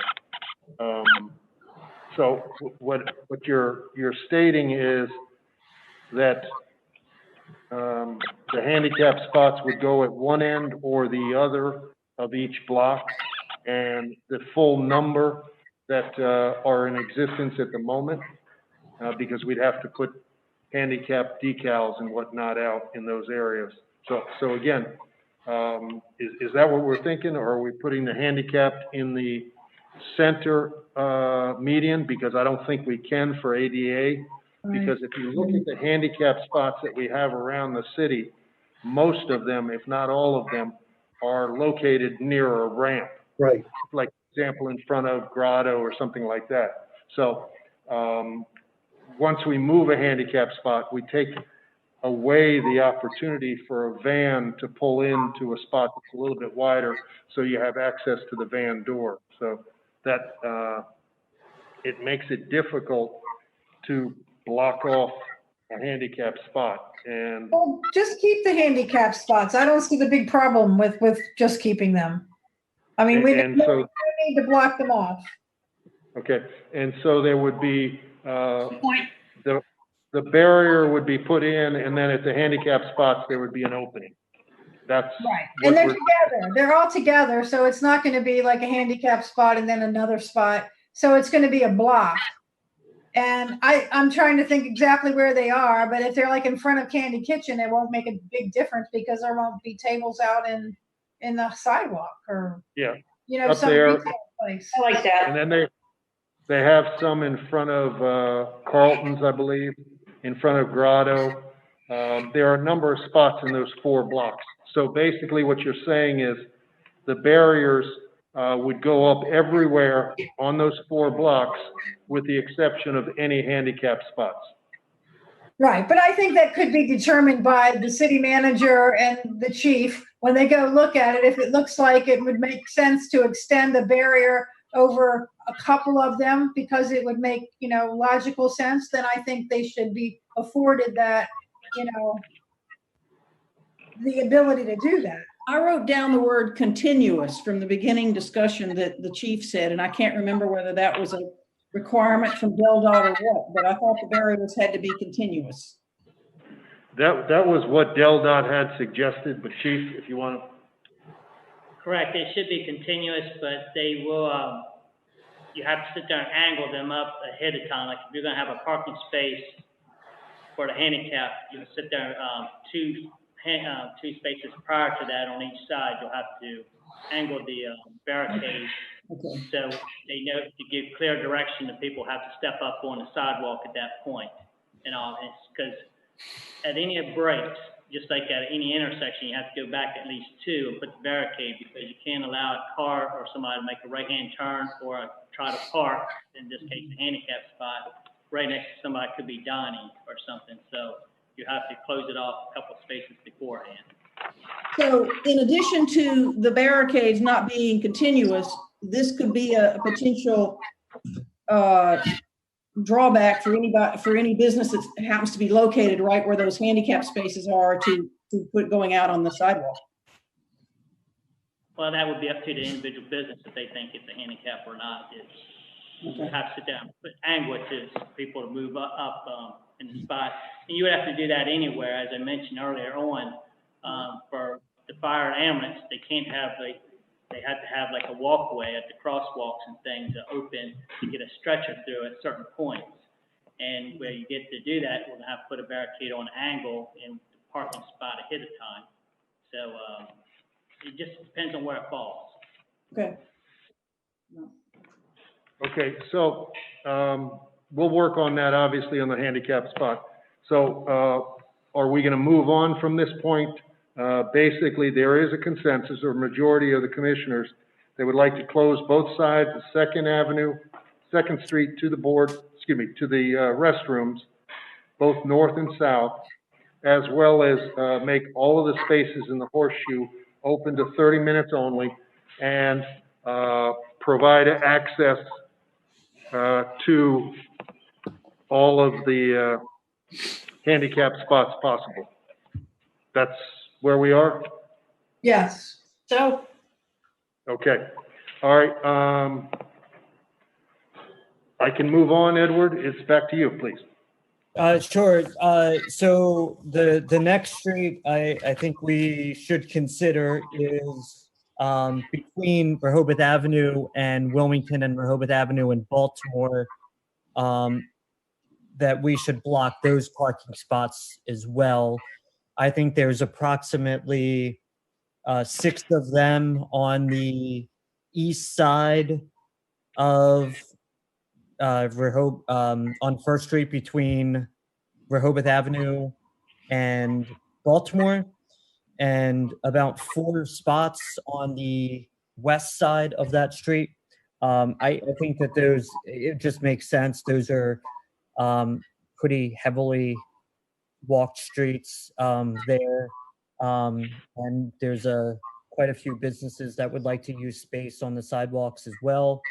And then on 1st Street between Rehoboth Avenue and Wilmington, I believe there's 5 spots in front of the Pond and Ghoulies.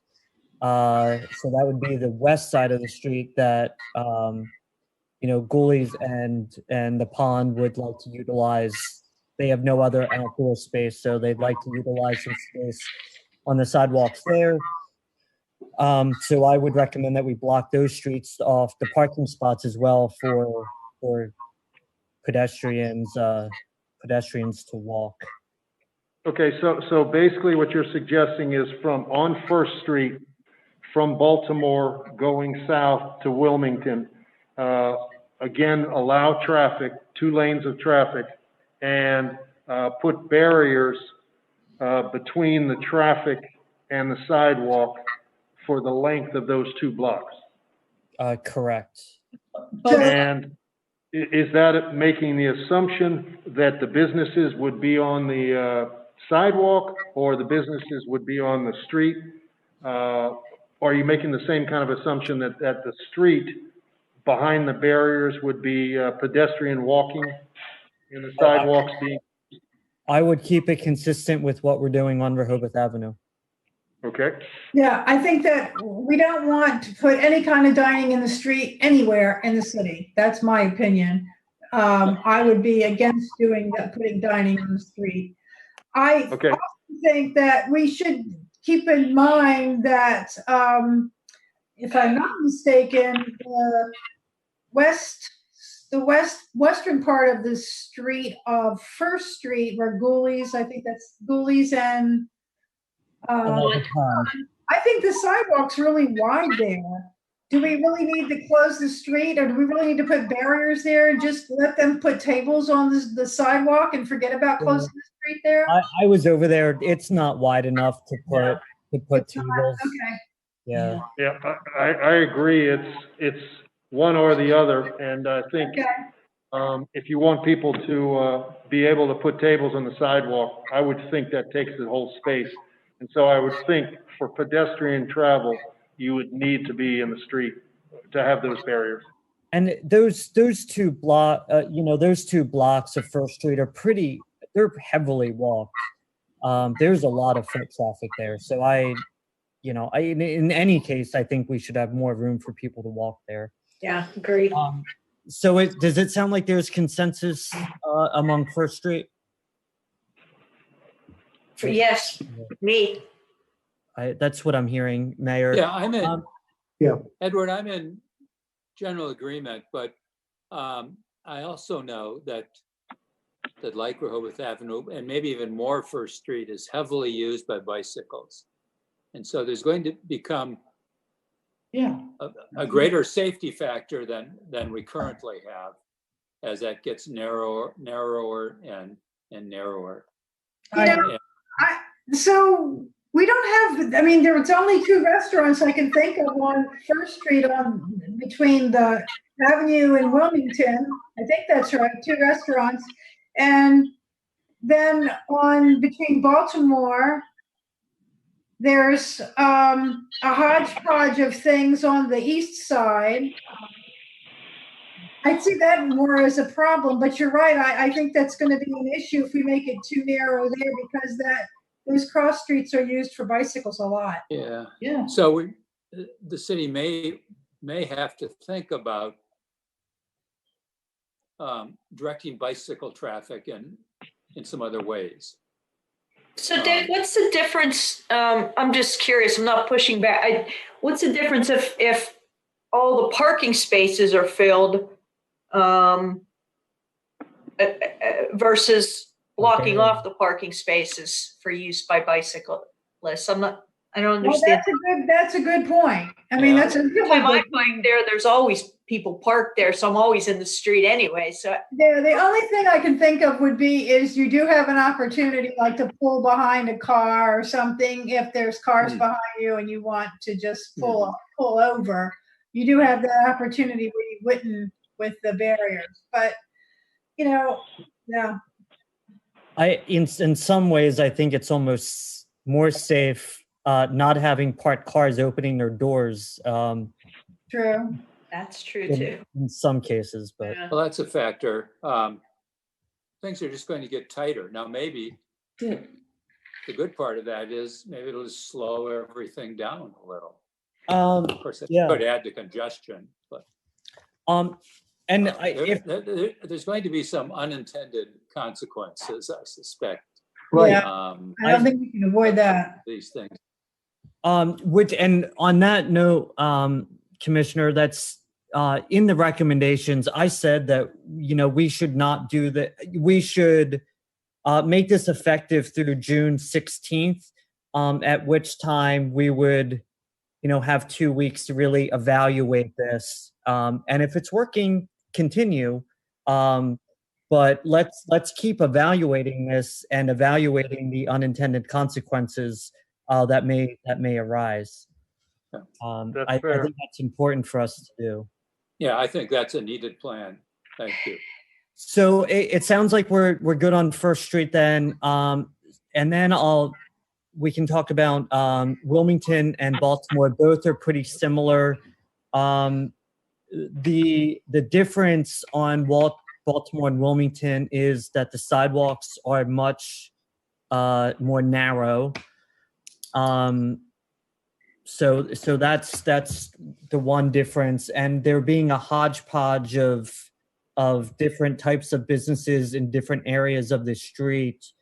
I leave it up to discussion on whether we. And the one thing about both Wilmington and Baltimore is that there are more driveways and curb cuts, and the curbs are not as high.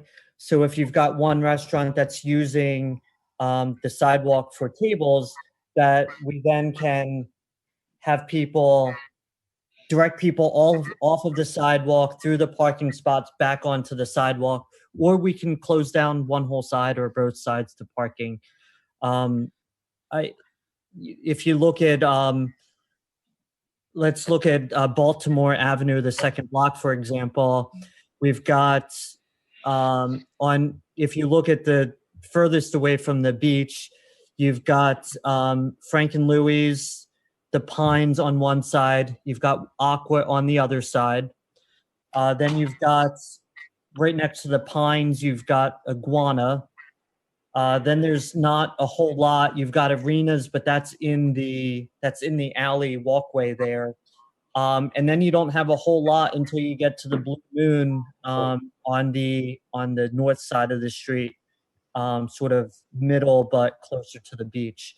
So I don't know if I'd block the entire street off. I know this was a proponent that Commissioner Caluzzi had, making that more pedestrian. It's up for discussion. And then when you look at the beach block of Baltimore, you've got the Phoebos, Fable, and then across the street, Jam and Eden, and but the whole rest of the block, besides that, is parking lots, hotels, and you've got Cafe Azafran there, but they've got a pretty big outdoor area in their driveway, plus the outdoor patio. So I don't even know if they'd want to use it, and they hadn't responded.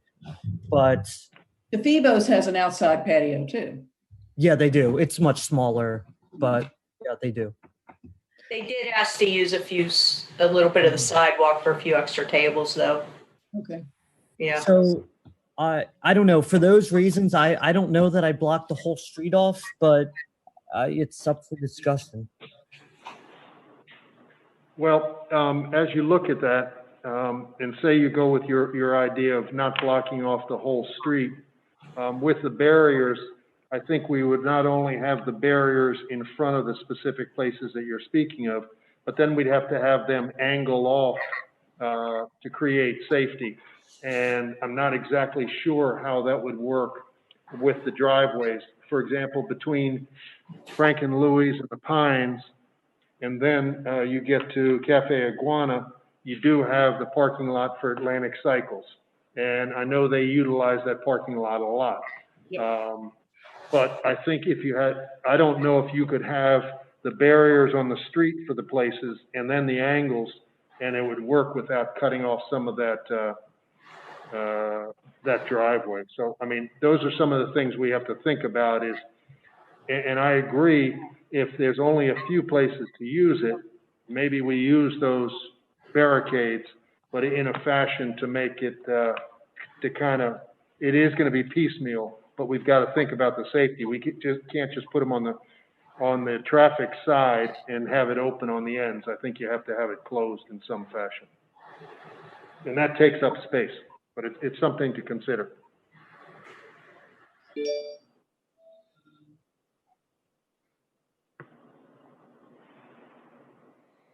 Pat, Commissioner Caluzzi, do you have any thoughts? I know this is an area that you initially Right, right. So I've learned, more from the chief today that it's in, this idea of angling off, and of course now we're talking about the driveways, so it's not necessarily a simple solution. So I'm a little bit I'm concerned what we can do there that'll make sense. And I think part of it is we really need to find out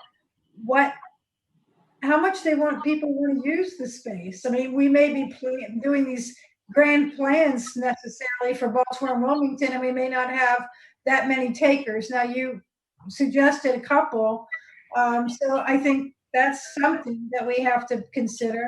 At the same time, I don't know, maybe we make one side a bike path. I don't know, and then people will walk in it, but we wouldn't have to necessarily block it off.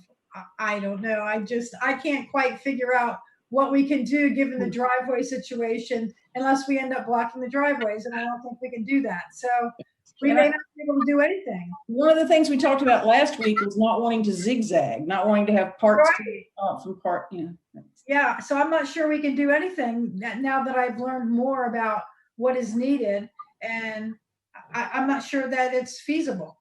We may just have to leave it the way it is. Well, there's a couple restaurants there, and I'm not going to call them out by name, but at least said, look, we're not even going to open if you can't do something to accommodate some outdoor seating. Yeah, and at least two said that so far. I think Commissioner Gay brought this up earlier, and that is a fairness perspective on this, that if we're going to treat some streets one way, then we need to treat all of the restaurants, at least for the restaurants to have an opportunity to do this expansion. So if we're doing it for Rehoboth Avenue, I think we have to at least make it available. I think we absolutely have to make it work on Baltimore Avenue and Wilmington. And Wilmington. Yeah, and again, based on their application, but at least it's only fair that they know they have this opportunity if we're providing the opportunity on other streets. But I guess we have to find out how, given that there's driveways, unless we get permission from the owners of the commercial building that has a driveway, that they can be blocked. I don't know what else we can do, because there's some residential on Baltimore. And there's residential actually on Wilmington. So it's a thornier issue. Maybe we can only block off one side, and maybe, some of these restaurants, I don't know who they are, but maybe they'll have to use the opposite side of the street. I don't know. That doesn't sound like a good solution. So I certainly just don't know what to say here. Well, there's only probably had 5 restaurants, or everybody. I think there's 5 or 6 restaurants total on Baltimore, and I want to say only maybe 2 or 3 on Wilmington that actually want to put tables on the sidewalk. So I'm sorry if I missed it, just because but could we? Are you saying that still would cause that driveway issue if we, just blocked off those 2 or several spaces on Wilmington? Yeah, I'm just trying to understand, and maybe the chief can weigh in again logistically how this works. I mean, there's a practical application to these things, and I just know after just finishing the farmers market today, and thank you to your people, they were such great help, and it was quite successful. But I just know in that small area, the kinds of logistical things that you run into. So I just, I think we need a better survey of that to know what's actually feasible. I mean, I understand we have to be fair to everyone, but if it's not feasible, it's not feasible. So maybe these restaurants will have to have a pop-up place somewhere else in the city. I don't know, but that was that's another thing I'd like to throw out there too. But so, maybe to move forward, we have the consensus that it's going to be a bit more of a hodgepodge on Wilmington and Baltimore, and it's part of the application process that Sharon and her staff go through and try to get the business owners to sketch out exactly how it would work. But then, the staff really needs to fine tune the details. So just an example on Wilmington for next to Mariachi, they have a big parking area. Yeah. Like potentially, could they use half of that and another restaurant use the other half? I mean, maybe these are agreements that can be made with owners. So, things then become more feasible. I'll tell you, I agree, Commissioner Cluzy, that would be great, but I think when you're losing 70% of your indoor business, I'm not sure that,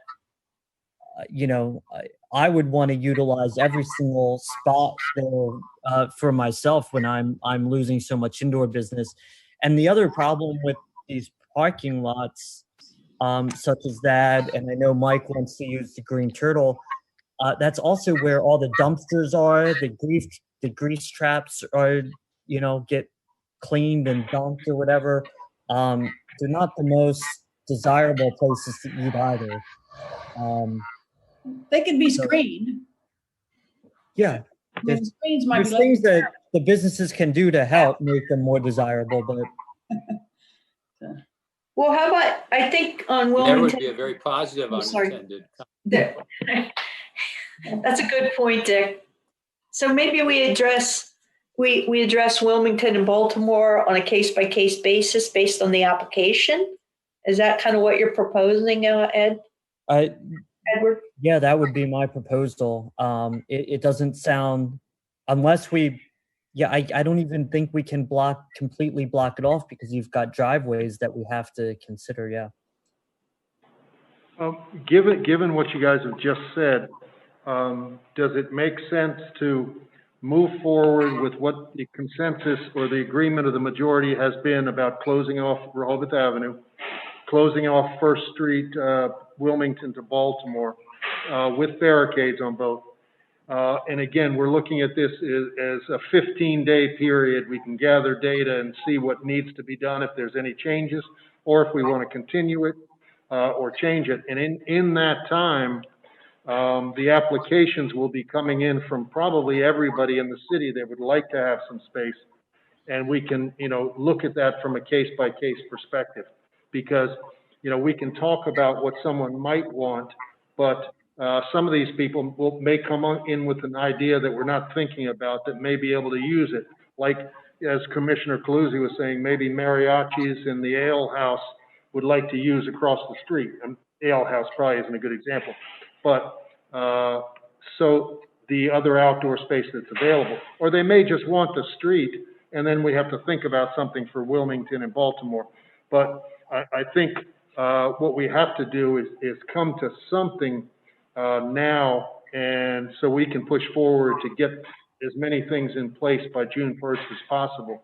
And between now and next Tuesday, hopefully we'll have a number of applications in our hands that we may be able to work on. Does that seem like, unless you have specifics because it sounded like when Wilmington and Baltimore were just not sure. And, are there other streets that we should be looking at, or should we look at the applications as they come in? I think for Wilmington and Baltimore, the instruction should be come in with an application as to how if you need to use, sidewalks to, expand your capacity, come in with a plan to do that. And then we work with them one-on-one, because it's just really, it's not a lot of entities, I think, on those two streets, but I guess that's what I'm saying. Yeah, I'm assuming that you're talking about any entity that wants to come with an application, like Dogfish or House and White, Right.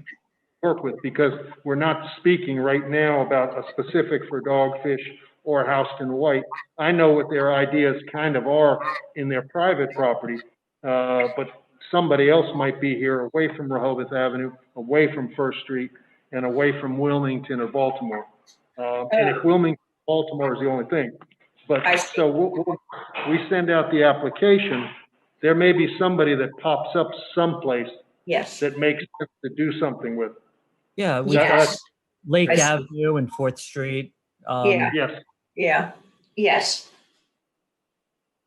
So, I Because mean, for example, I mean, and I don't know specifically what Houston White wants to do, but like I think there's like a law firm close next to them that maybe they can set up in the evenings there only, or, you know, there's all kinds of ideas that may come out of this that none of us had even thought of.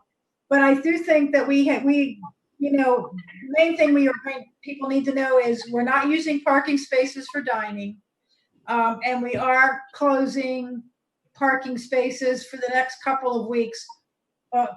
How we described it, 2nd Street to the boardwalk, both the east side sidewalk, I'm sorry, the north side and south side sidewalk.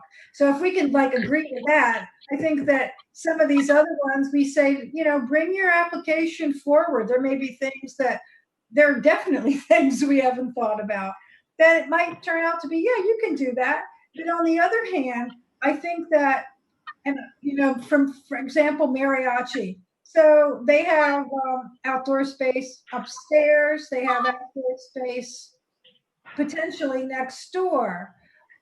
So if they want to use the entire parking lot for outdoor space, maybe we decide that, no, we're not going to let you do that. Maybe we say, we'll let you have half that. Maybe we have to be really, I mean, I don't know, but there may be some decision points that we'll have to look at based on what other things people have open to them. I don't know if it's fair or not, but They can't have they can't have a total of more than their license to have anyway. well, there you go. That helps by itself. Factor, yeah. Well, let me, oh, sorry, Susan, did you want to? I just want to say that. Let me just step back for a second. There are going to be some restaurants on Wilmington and Baltimore, because when we did the walkthrough, probably, you know, even though it's not a large number, it's a very important group of folks who had very specific ideas as to what they wanted to do.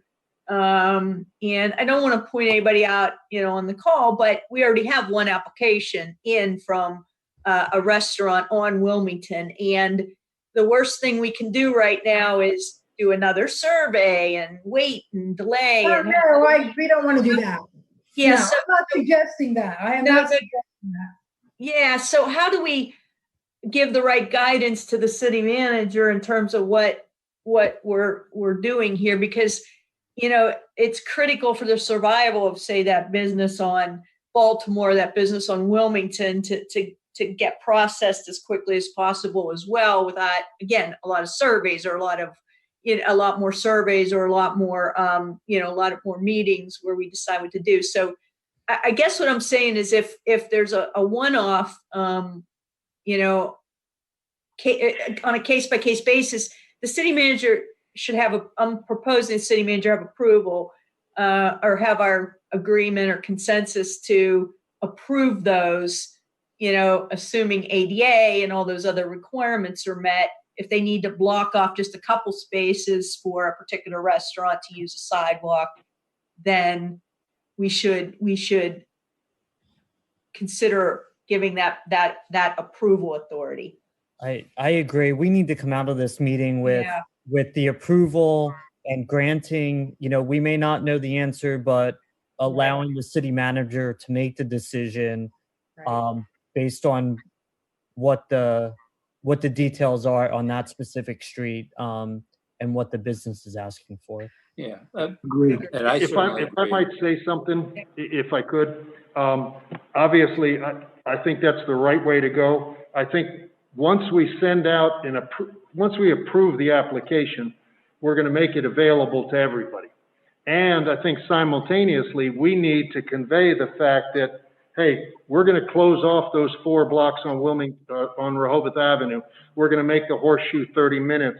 We're going to close off First Street. And, you know, let people know what we're doing, because I think other people will, maybe you haven't spoken to, or the people that you have spoken to are going to come out and say, look, you did that over on Rehoboth, or you did that on First Street. Can you do that here? And I think once people know what we're doing, and that there's an application available, they can put that stuff together rather than, you know, I agree, there's no reason to do any more surveys. You guys have done the surveys. You know people care about it. Let's figure out the path forward. We've already figured out the path forward on 6 blocks. So let's move forward, because we may want to go to Wilmington and Baltimore, or there may not be the demand, or we may want to go down to the 4th block of Rehoboth, or there may not be the demand. But we don't know enough about it, because everybody on the street doesn't know enough about what we're going to grant. And we've already come to a consensus that this is what we're going to do. And I think that information needs to get out, and the application, in order to get people to say, oh, that looks good to me. I'd like to do that myself. Chief Banks would like to say something. Well stated, Mayor. I Yeah. think we just need to move this Yes. ahead. Time is of the essence. We're not going to invent more space. Let's support our restaurants and our businesses and try some things out. I agree. I agree. Chief Banks would like to say something, please. I just want to just remind everybody, when you're talking about Rehoboth Avenue, you're starting to get 4th Street, you get into, that is a state maintained road. And as I talked about, continuous, as well as the traffic survey or safety guidelines has to go in effect. It's in effect everywhere, but definitely in their area. With that, if it's not continuous, one thing that manual is going to tell you is, just like we had to do when building the City Hall complex, you put anybody in a roadway, walkway, you got to have the proper signage up there telling people direction on how they're going and all that. If you remember, we had put all that signage and Bill Bridge and all that out front, and we put people in the roadway for a short distance. That's why they recommend entire blocks and all that when you do walkways. When you start shifting in and out for a few places, you have to put maps, and that will have to be approved by DelDOT down on 4th Street as far as if you go out in the roadway. And I just want to get that reminder out when we're talking about that. And that's the same thing I would think we want to continue with the same safety guidelines on like Baltimore Avenue. So I agree, if you're not going to do continuous, just around a driveway, you have to mark it, because part of the liability is people know there's a driveway. You have to sign it when they're going around barricades, and to be looking out for that coming around. Not to say it can't be done. I just wanted to make sure we remind ourselves that we have to sit there and make sure it's just not barricades and signage in some areas, but definitely if you get down further in the 2nd block of Rehoboth Avenue, just food for thought or a reminder. All right. You don't have to do that in the first 2 blocks, Chief? Sorry? You don't have to follow those guidelines for the first 2 blocks because it's not state-owned? You have to follow the guidelines, but the state's not going to sit there, with the barricades. You have to have the barricades and all that, but some of the continuous. In other words, if you didn't, the guidelines are always there. Okay. But then it only comes on us. It's just when it goes to the state, because they're going to come down here and inspect that you made sure you did it correctly. So yes, you always have that responsibility to safety and have to follow the guidelines. I don't want to mix the two up, but we're going to be looking at it, and we'll get our approval at the first 2 blocks and say, okay. When it comes down to further down, 2nd all the way up to the bridge, they're going to they have to get their okay. Yeah, Thank you, Chief. Thank you, Chief, as well. And I think, the places on Rehoboth Avenue that are further out the sidewalks are wide enough that we can, allow them to utilize that with plenty of clearance. And I on 4th Street particularly, I don't think they would want to do anything other than have some pickup parking, which they've been doing. And then on Lake Avenue, you've got Stingray, which has a outdoor seating plus a parking lot. So I don't think we're going to have too many problems with some of those ad hoc places, but Yeah. 4th Street in particular, I mean, if you're talking about the Cultured Pearl, they have an upstairs outdoor space. And from a, you know, for them to travel down with the many steps from the kitchen to the sidewalk probably doesn't make sense for them, you know? No, I think, Pat, that's a good example. I think what they're going to want is just still a couple spaces, you know, in the evenings to do takeout. And I think that that's fine. I mean, I think we can give people, the city manager can make that determination. Yeah, exactly. That's what agree. Can I ask the chief a question as I'm trying to think how this is possible on Baltimore Avenue? And I'll just use an example if you could bear with me with the visual. So if you're looking at the southwestern end of Baltimore Avenue where Elkins Way is, you've got a house, a parking lot, and then you've got Frank and Louie's, and there's 6 spots there. So you know, if we were to use some of the sidewalk there, you would have you'd use the barrier angled and then go straight, and then there's 6 spots there. Then there's a parking lot for the bike store, and then you've got there's a driveway there, and then you've got 3 spots, I think, in front of Iguana. Would you have to break back in to where the parking lot is for the bike, or can you just leave one barrier empty so cars can still get in there? And then do you understand what I'm saying? Do you have to break in and then back out, or can you just leave it open where a car can get in there? If you're gonna have dining, if it's gonna be a walkway, you could probably keep it a little bit continuous and just kind of put it on angle a little bit. But if you're gonna have those 6 spots for dining, you're gonna have to sit there and have a full break and get back up there and then come back down. I think we've all agreed that dining will be on the sidewalk, that these pathways are only going to be for pedestrians. Right. Okay. Yeah. Okay. Well, I think that makes it easier if we can have that sort of break. It makes, I think, it easier for what businesses may want to do on those streets then. Okay, what I'd like to do is try to aim towards wrapping this up. And again, we've pretty much so decided closing off the sidewalk side of first 2 blocks of Rehoboth Avenue with barriers, horseshoe 30-minute parking only, provide access to handicapped spots, and then First Street, Wilmington to Baltimore, basically close off all the parking spots for walking. And then Wilmington and Baltimore, to be determined. We're going to also have to vote on or give approval to the application. And I think once we have the applications out, I would like to suggest that we get those out. They're on the website. People start to go to work on those. And then simultaneously, we're going to need to get the word out. And I would like to, get Main Street involved to get around to the street, the businesses.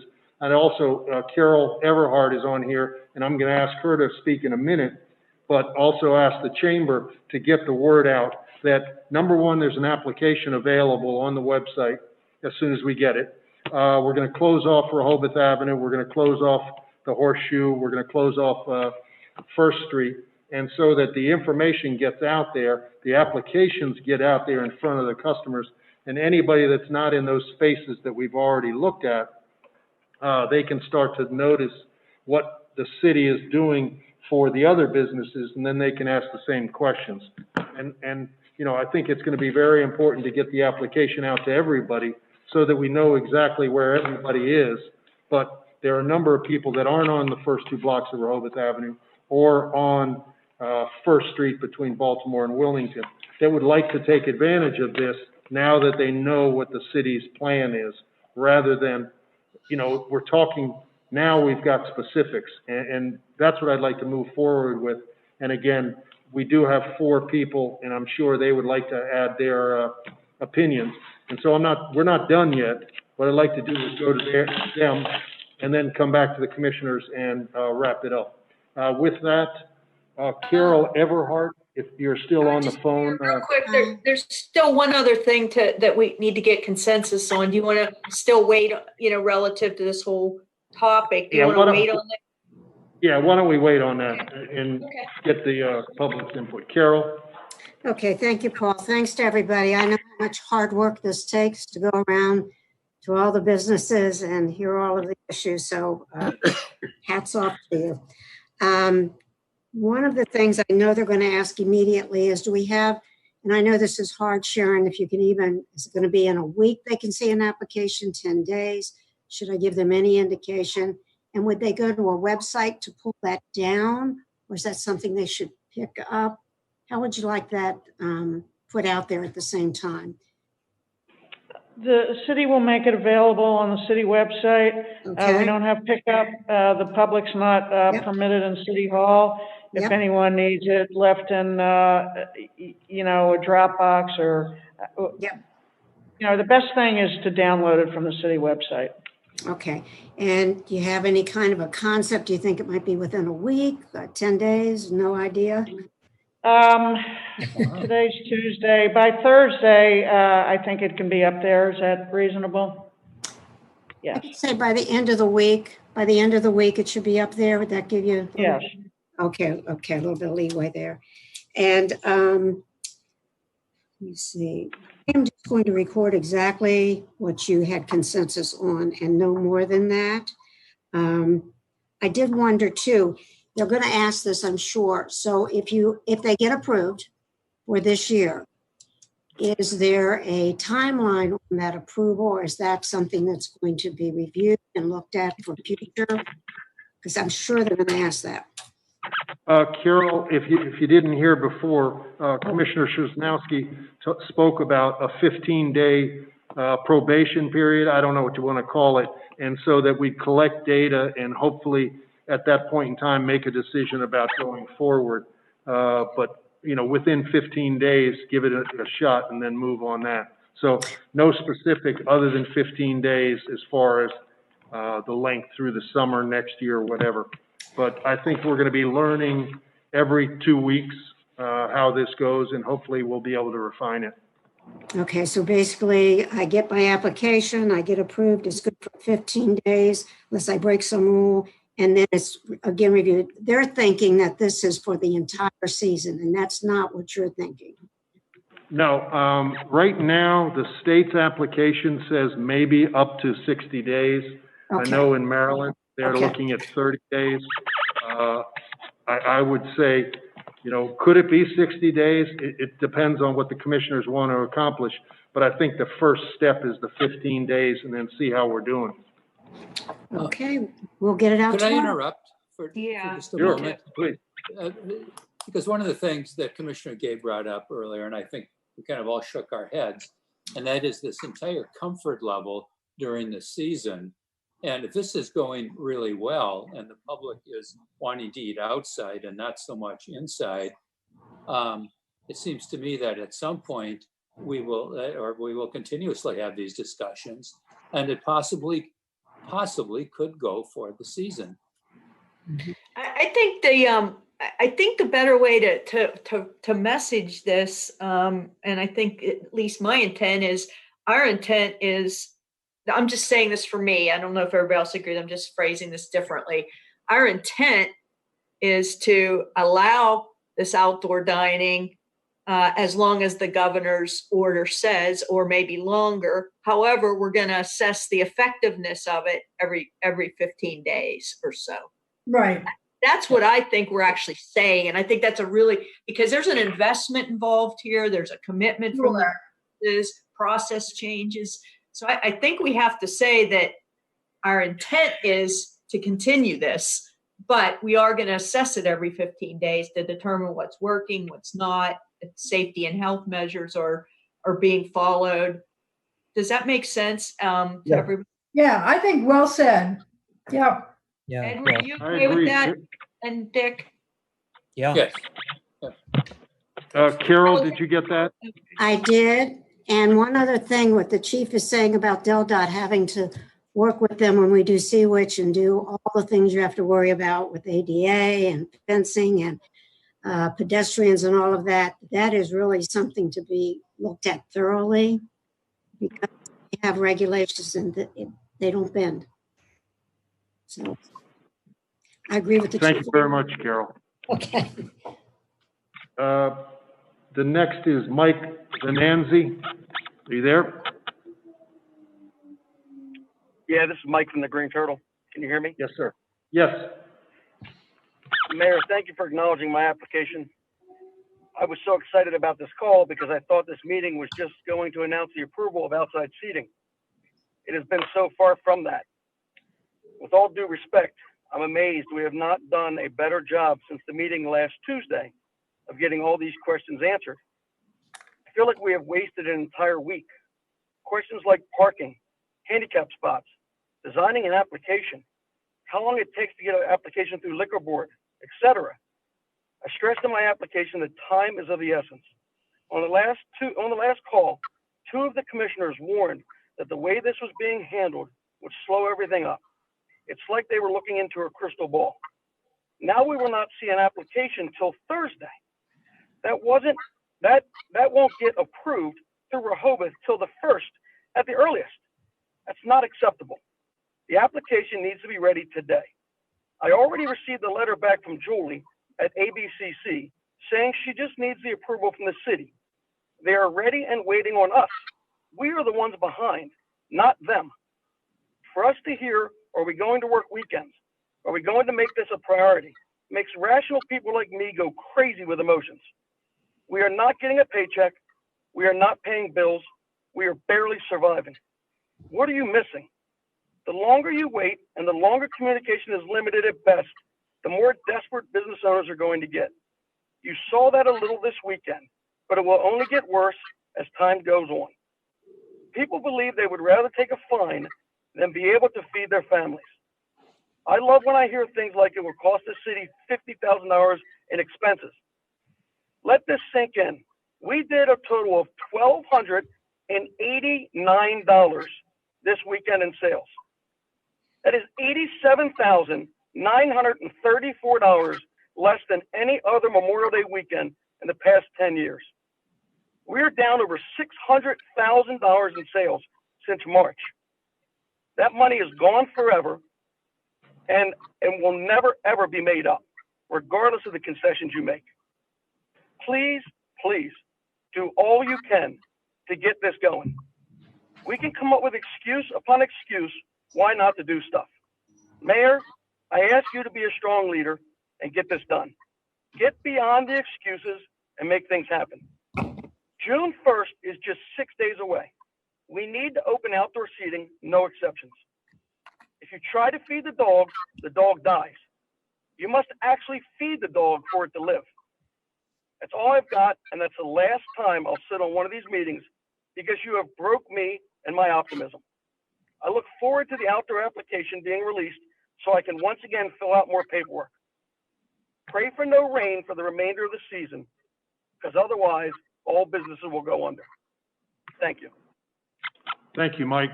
Rick Perry. Thank you for recognizing me, Mayor. I couldn't say it any better than Mike just did. I applaud the efforts that have been made and the surveys and the time that it's taken. Commissioner Schlosser and Commissioner Shanowski and others to put all that together. But I've said this before and I'll say it again. Every single day that passes, our businesses here in town are a step closer to failure. And I don't understand why it would take until Thursday to have an application up on the website. I also assume that the city must have email addresses for anyone who has a business license in the city. And, they should immediately receive a copy of the application by email. I'm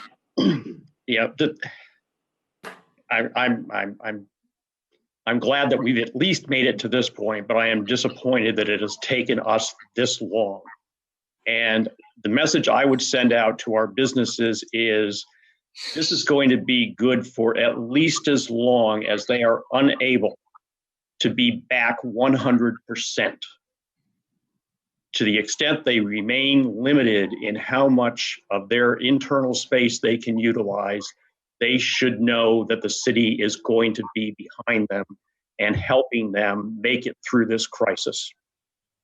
One other point, and it's just a technical point, and it's something that I have spoken about in the past. I would recommend that the city put up 4-way stop signs at the intersections of Baltimore and First and at the intersection of Wilmington and First. They are a safety hazard as they exist now and have existed. And I think it's very important to take that risk factor into account now that we're going to be putting these spaces behind blockades. Thank you. Thank you, Rick. Tom Evans? Yep. Can you hear me? Yes. Yes. Tom Evans, 512 Newcastle Street, Rehoboth. Mike and Rick took most of what I wanted to say, but I'm not a business person in town. I'm just a year-round permanent resident for 35 years. But what's been obvious, and they've kind of said this for every meeting because I've been on every one of them, is that I just now think you're beginning to understand that this is a 4D chess game. And I'll tell you, I had to break away for another Zoom meeting on similar topics for 15 minutes. And nothing has changed when I came back. You're beating the same horse. You keep going one way and another way. And it's good you're airing everything you need to air. But Mike and Rick would probably be more verbose than I am about that you need to make hard decisions and that you'll never make everybody happy, but you must obey the laws, and some of those we've been talking about. You'll never make everybody happy no matter how hard you work. A few of the nuts and bolts, and I hope that your solicitor will point out that a consensus is not a majority, and you had dissent from some people on almost everything you've talked about. So you've never reached consensus on much of anything, which is not a problem. But please stop using consensus when I don't see clear consensus about too many things in what you've talked about. And there's no shame in not being at consensus, but please use the words properly and don't do that. You talked a lot. It took you a long time to get to and I've been texting like mad, to the fact that the federal guidelines guarantee the kind of ADA parking that we have in the city. So that you probably wasted 15 minutes until you got back to that one, which is leave the ADA parking alone, or it's going to take more problems. It's going to be more problems than you can even imagine. Also, you will never, ever, we will always have unintended consequences, and you're not going to be able to please everybody. But I do honor your service, but clarity of language is everything, and I wish you would be clear in your language and move more expeditedly. Thank you. Okay, thank you, Tom. You want to go ahead? The city manager has an email to read, I believe. Yes, this is from resident 34 Maryland Avenue, Stan Mills. Hello, Mayor and Commissioners. Thank you again for providing opportunities for the public to offer comment during meetings. Just a quick reminder that it is most beneficial for the public to have support documents a sufficient time prior to the meeting starting. Regarding businesses desiring to expand their premise, it might be beneficial for the city to provide a scaled plan of the storefront, sidewalk, and street, including identification of the fire hydrant and special conditions for the purpose of aiding business tenants in providing scale drawings of their business extension proposals. Please be mindful the city should have scaled plans of the entire length of Rehoboth Avenue made during the streetscape project. The commercial area of Lake Avenue also should have plans available, and other plans might be available again to aid and provide a scaled drawings. Thank you. Thank you. All right, I think that's all the people that have called in. Commissioner Schlosser, you wanted to discuss something else? Yeah, just two things. I couldn't agree with Mike more, actually. I think everybody understands exactly how dire this situation is. And these applications, it's not like we can work on these applications 2 weeks. I mean, they need to be approved and ready to go for the 1st. It's just that simple if we want our businesses to survive. I honestly, I don't know why we aren't putting the application up after this meeting. It's just not clear to me if we approve it, which we're going to, I'm sure, and make a commitment to get these things approved so these guys can launch on the 1st. I mean, I totally agree with that, and I totally underscore what Mike said, and just ask that we expedite and pursue this. I know you are, but with a sense of urgency that he better explained than I did, and Rick as well. On the other thing that just, I believe everybody was okay with this, but just to make sure that Edward at the beginning said that he would like us to agree to allow the city manager to give a blanket approval for our merchants to encroach up to 3 feet from storefront with no application requirement to put up, merchandise. Edward, you probably said that better, but I just want to make sure that we agreed on that and that was part of the guidance going forward from the commissioners to the city manager. So thank you. Is this a voting meeting? Yeah. If this is a voting meeting, It can be. then perhaps it's time to make some motions. I mean, I think that I believe we all agreed to what was in the application. I don't think there were any changes, were there? Yes, there were at least 3 changes that have to be made. The application was worked on after the governor's order came down on Friday. We worked on it for 3 days over the weekend in time for your meeting today. We'll make those edits. Then the application needs to be transformed, for use of a better word, by the IT director in order to be fillable by an applicant. I cannot promise, certainly it will be done tomorrow. I said Thursday. I think that's reasonable. So if I could offer this. So the application, the way it stands right now, could be emailed to someone, or they could just download it. It doesn't have to be fillable. They could fill it out and they could drop it off at City Hall. And that, in other words, we could put the application out today. Or email it in. I mean, yeah, I mean, we could. It doesn't have to be. I mean, yeah, it's nice to be able to have an application that you can fill online. But the reality is they're going to have drawings and the whatnot. So there's no reason why they couldn't just drop it off at City Hall. I mean, I've downloaded it. I've downloaded it. I could fill it out, and I could just drop it off at City Hall. Why can't you Commissioner just email Calusi, it? I would Commissioner Byrne? Sorry. Yeah, I mean, I would add to that and to the several comments before that this is critical. This is important. If it means paying somebody overtime to get this out tonight, I would vote for that. It's that important. I agree. Agreed. Can I, the applications that have come in so far without filling out a form, but we've had, 3 come in so far? Are those aren't being held up waiting for the application, right? You all are evaluating those proposals, are you not? No, they're not being held up, but we need additional information. So we have all of the information to send to the ABCC. Okay, that's fine. So can we get something to put on the website that's not fillable, that people can just make a copy of what we have right now? I would say yes. And we can get that up this afternoon? We can get that up as soon as possible. I can't commit to this afternoon. Okay. 5:46. All right, so is that agreeable for everybody? We can get something up on the website as soon as possible so that can be taken down by the businesses, whoever wants the application, and they can submit that to the city as soon as they can put together the drawing and fill out the form. Yes. That works? Did we agree we're going to put the information about the streets that are being closed, or the parking areas that are being closed on the application so they would know or not? No, I think that's got to get out through the business community. I Okay. think through the chamber as well as Main Street to let them know exactly what we're Okay. thinking about and therefore what they might be able to access.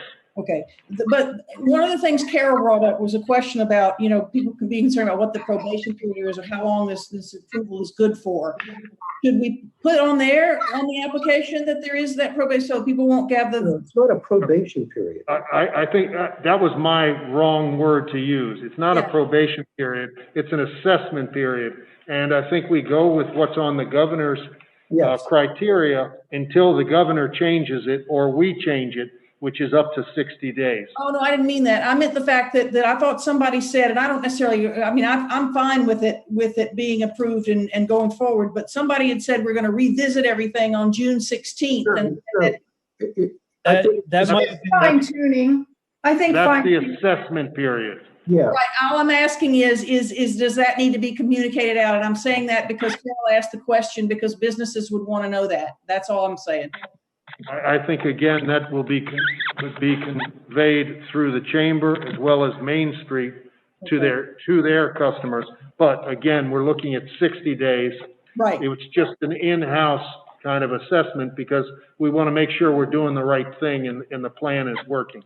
Okay. And then the last thing is there a deadline for applying? So in order to even get an approval during the 60-day time period? Must they apply by June 10th or June whatever? I think they can apply at any point in time. Okay. Sure. Okay. That's all. Anybody else?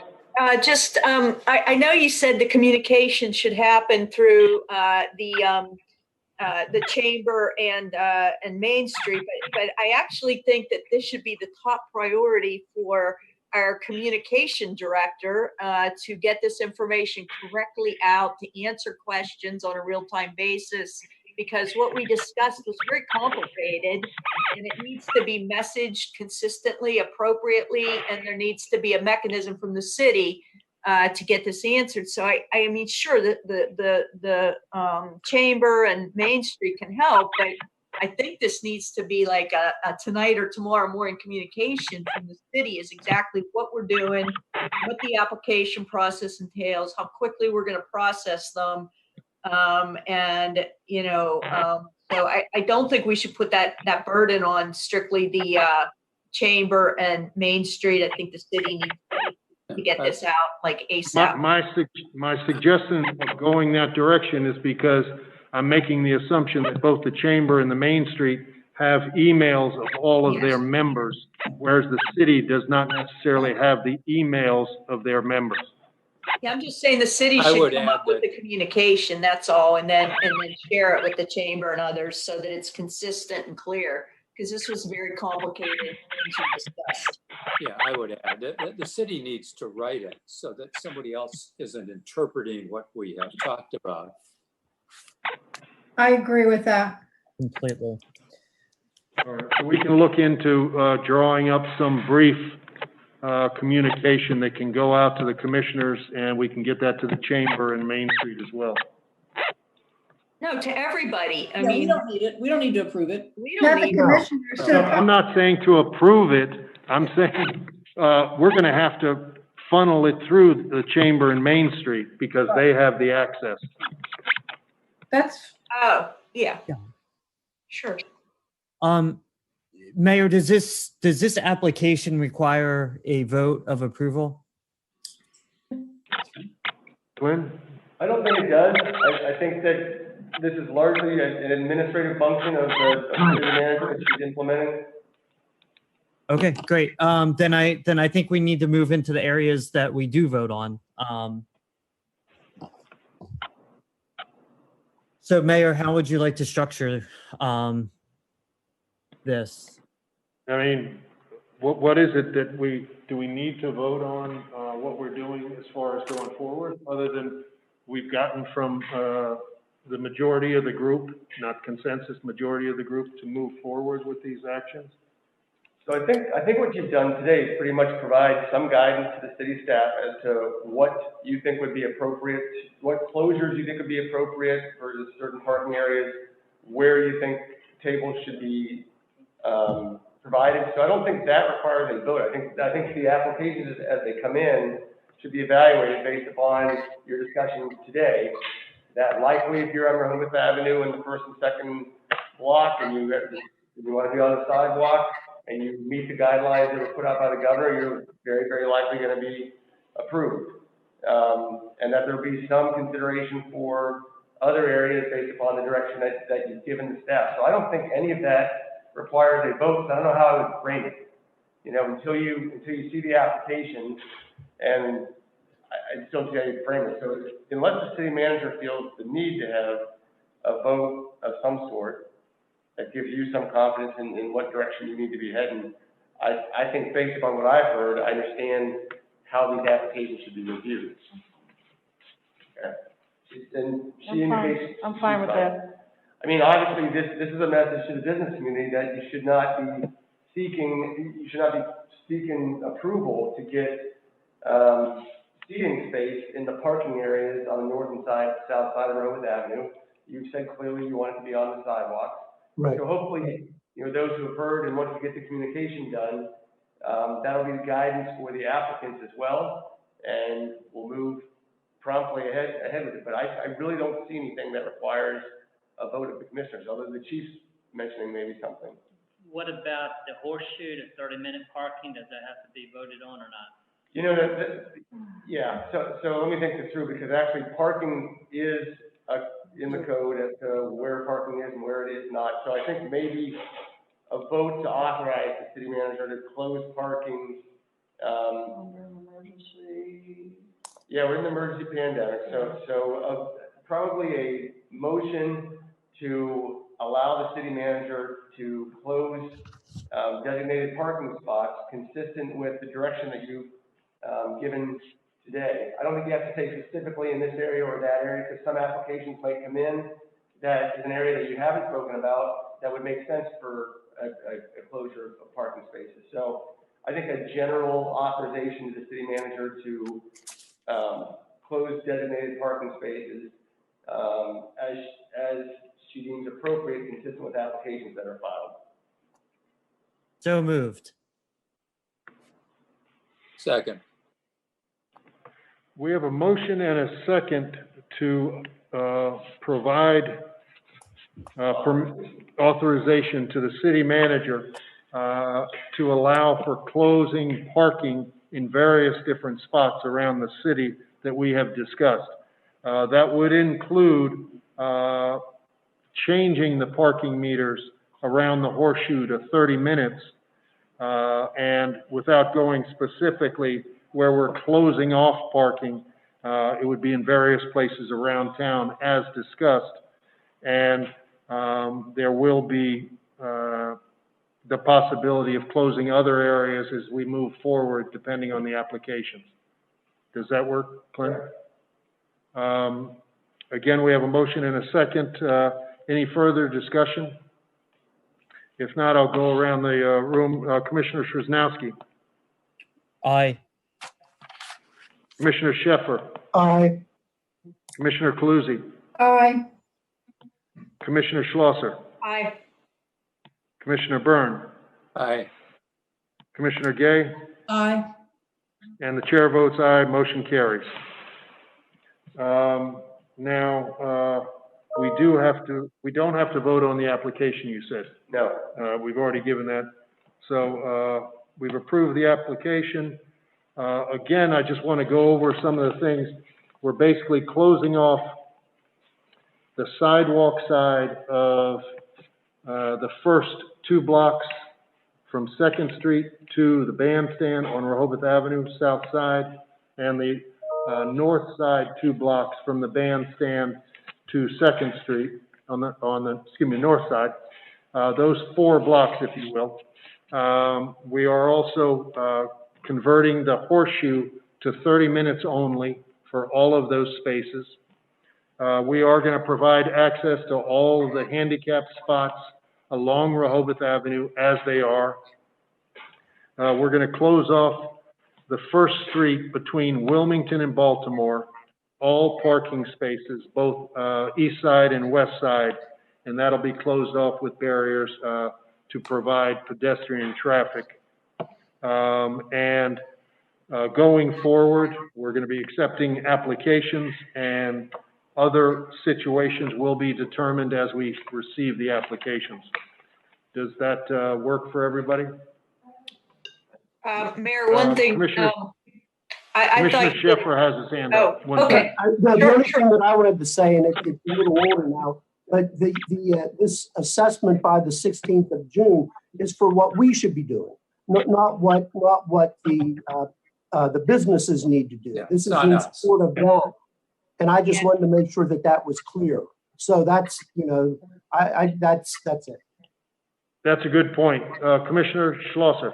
I just would add to your points that I believe that I think that we agreed to give blanket approval for the merchants to put their merchandise against their storefront up to 3 feet from the storefront.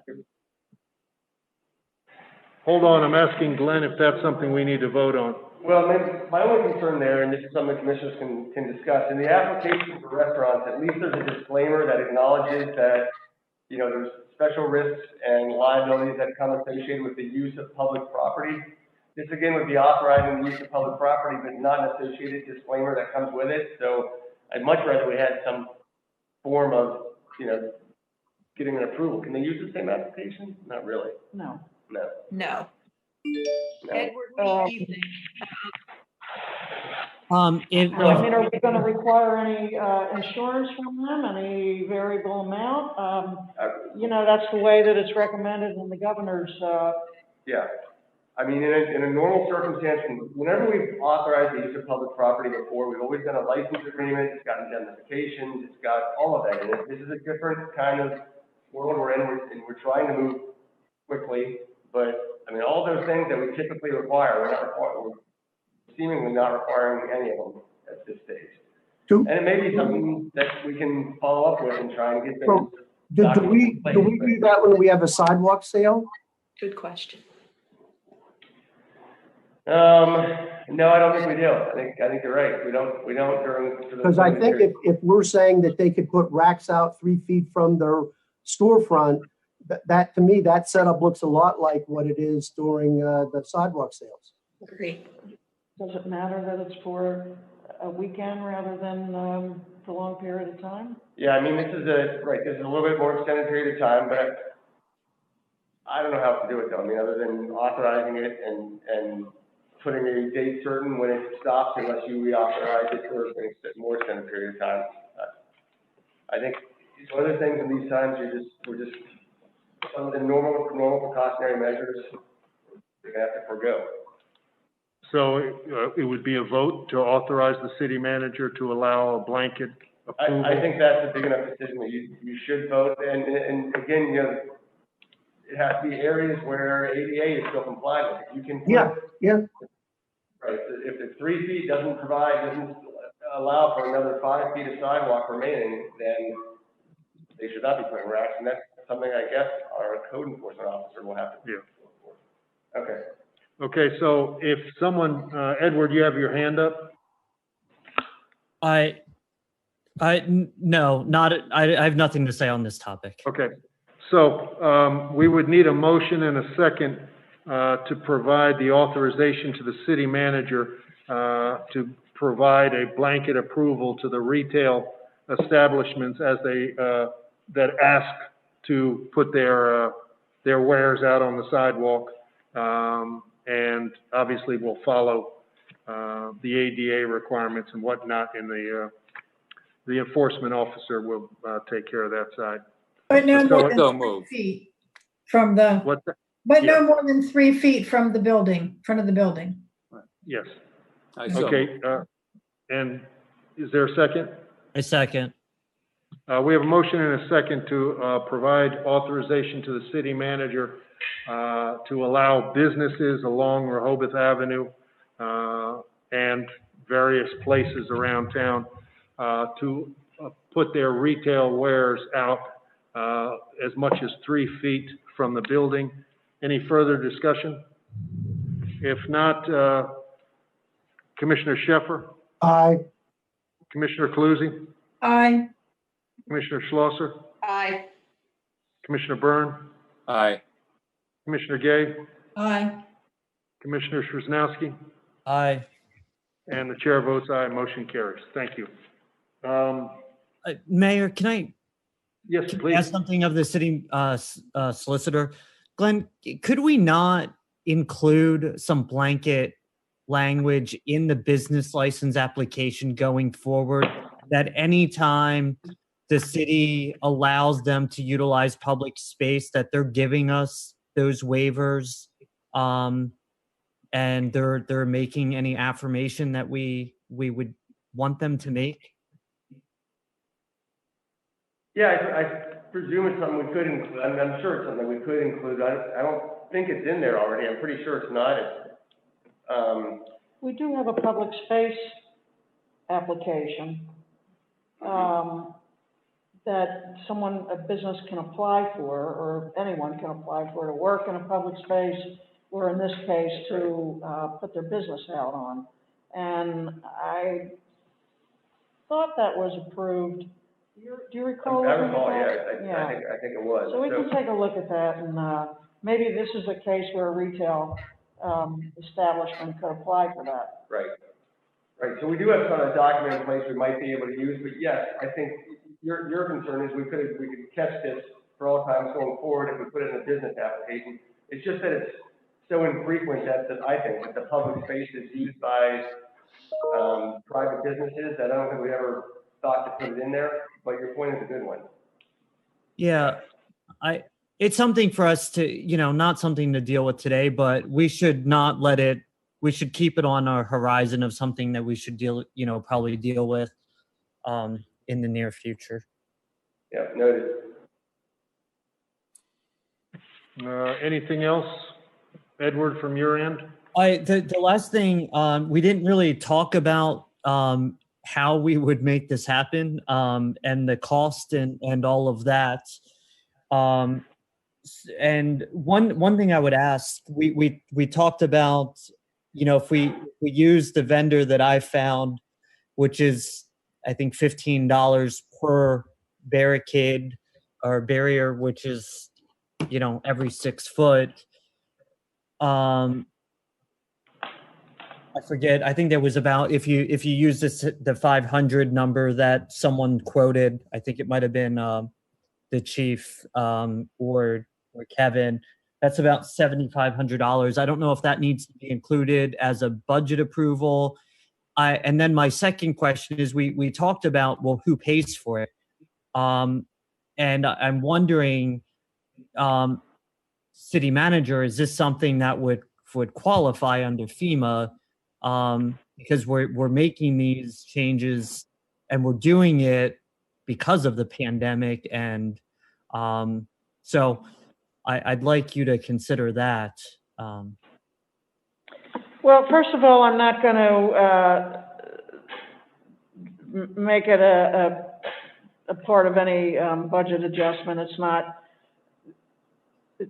necessary to do that. We'll take care of the costs of it and worry about it later. Let me just say that. I think it would be deemed reimbursable, and we'll follow up with that just as we are for everything else extra we've been receiving and purchasing due to the pandemic. If you could, tonight, I'd appreciate if you could send me your contact information for the propane company, so we can get working on this tomorrow morning with the Public Works Department. Sure. And again, the price quoted was $15. I believe it could be negotiated a little bit better, but didn't really do that yet, but I'll send you that contact information. Okay, thank you. And I would imagine that it's more than 500 because the 500 was the first 2 blocks of Rehoboth Avenue. It did not include Wilmington and Baltimore, so maybe it's somewhere in the neighborhood of 6 to 650. Anything else?